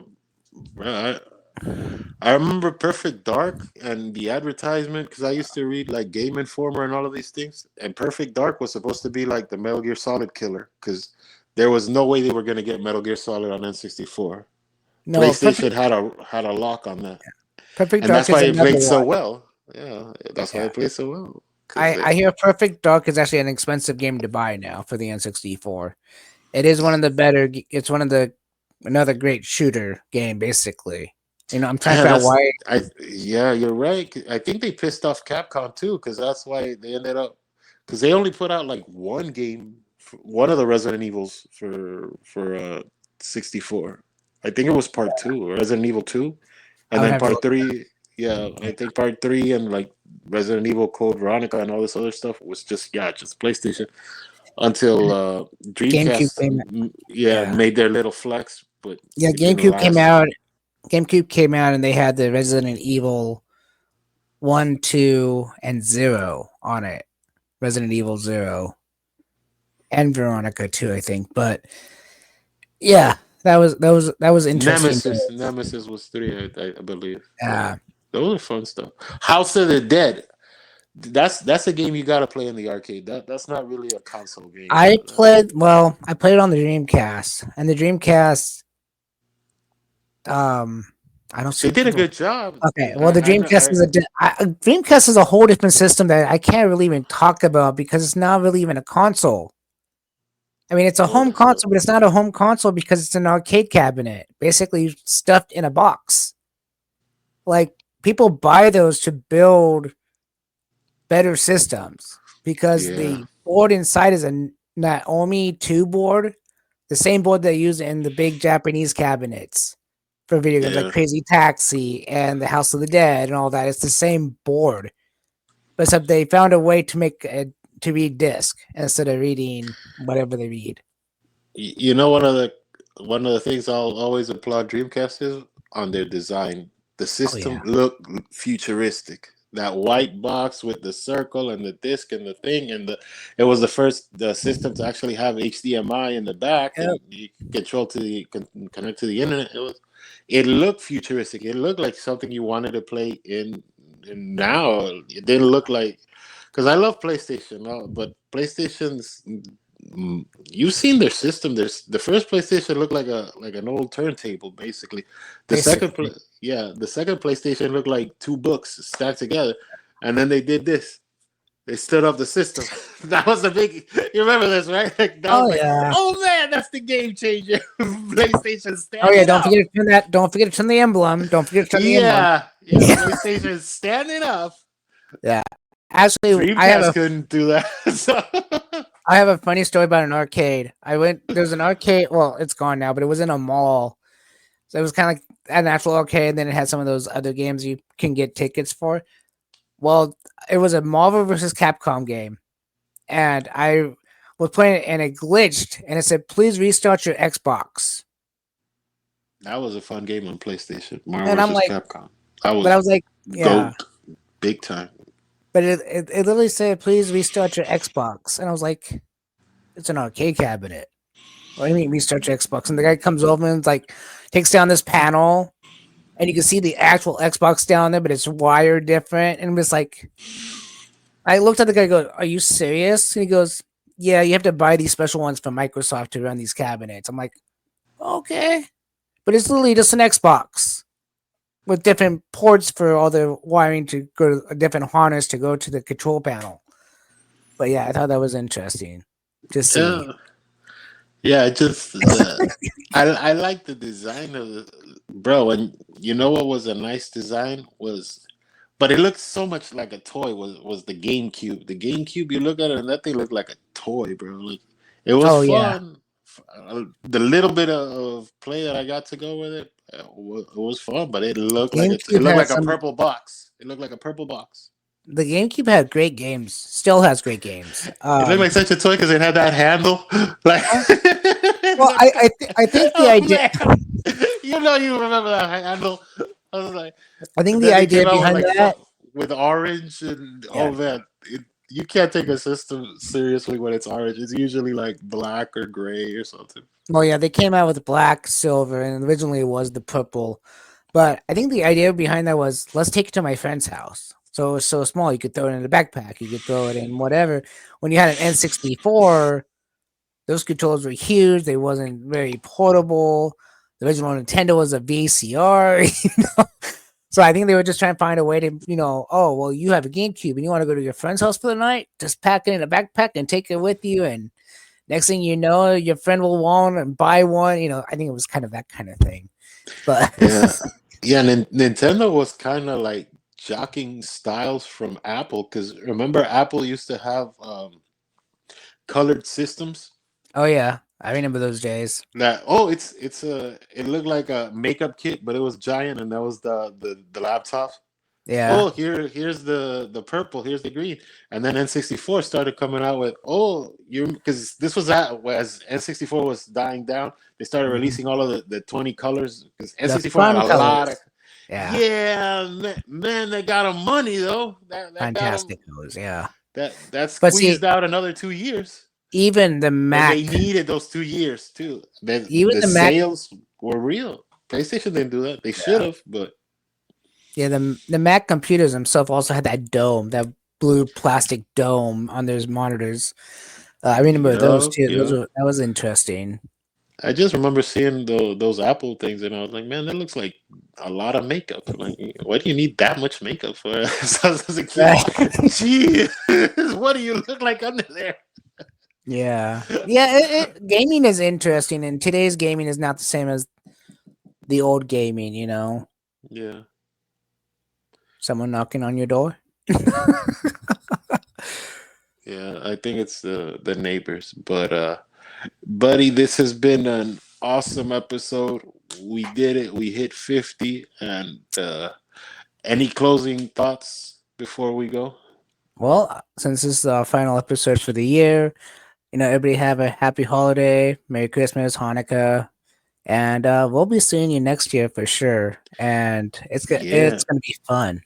Yeah, we got some things already. We're setting up. We got some shows planned out. Yeah, and, thanks for joining us for 50 episodes of Cowabunga Ranger Talk. And if you like it, we appreciate it. Share it, send it. Like we said a million times, send it. If you like any of our content, send it to the big companies. What are they gonna do? They're gonna, you know. And we will catch you in 2025. Peace out.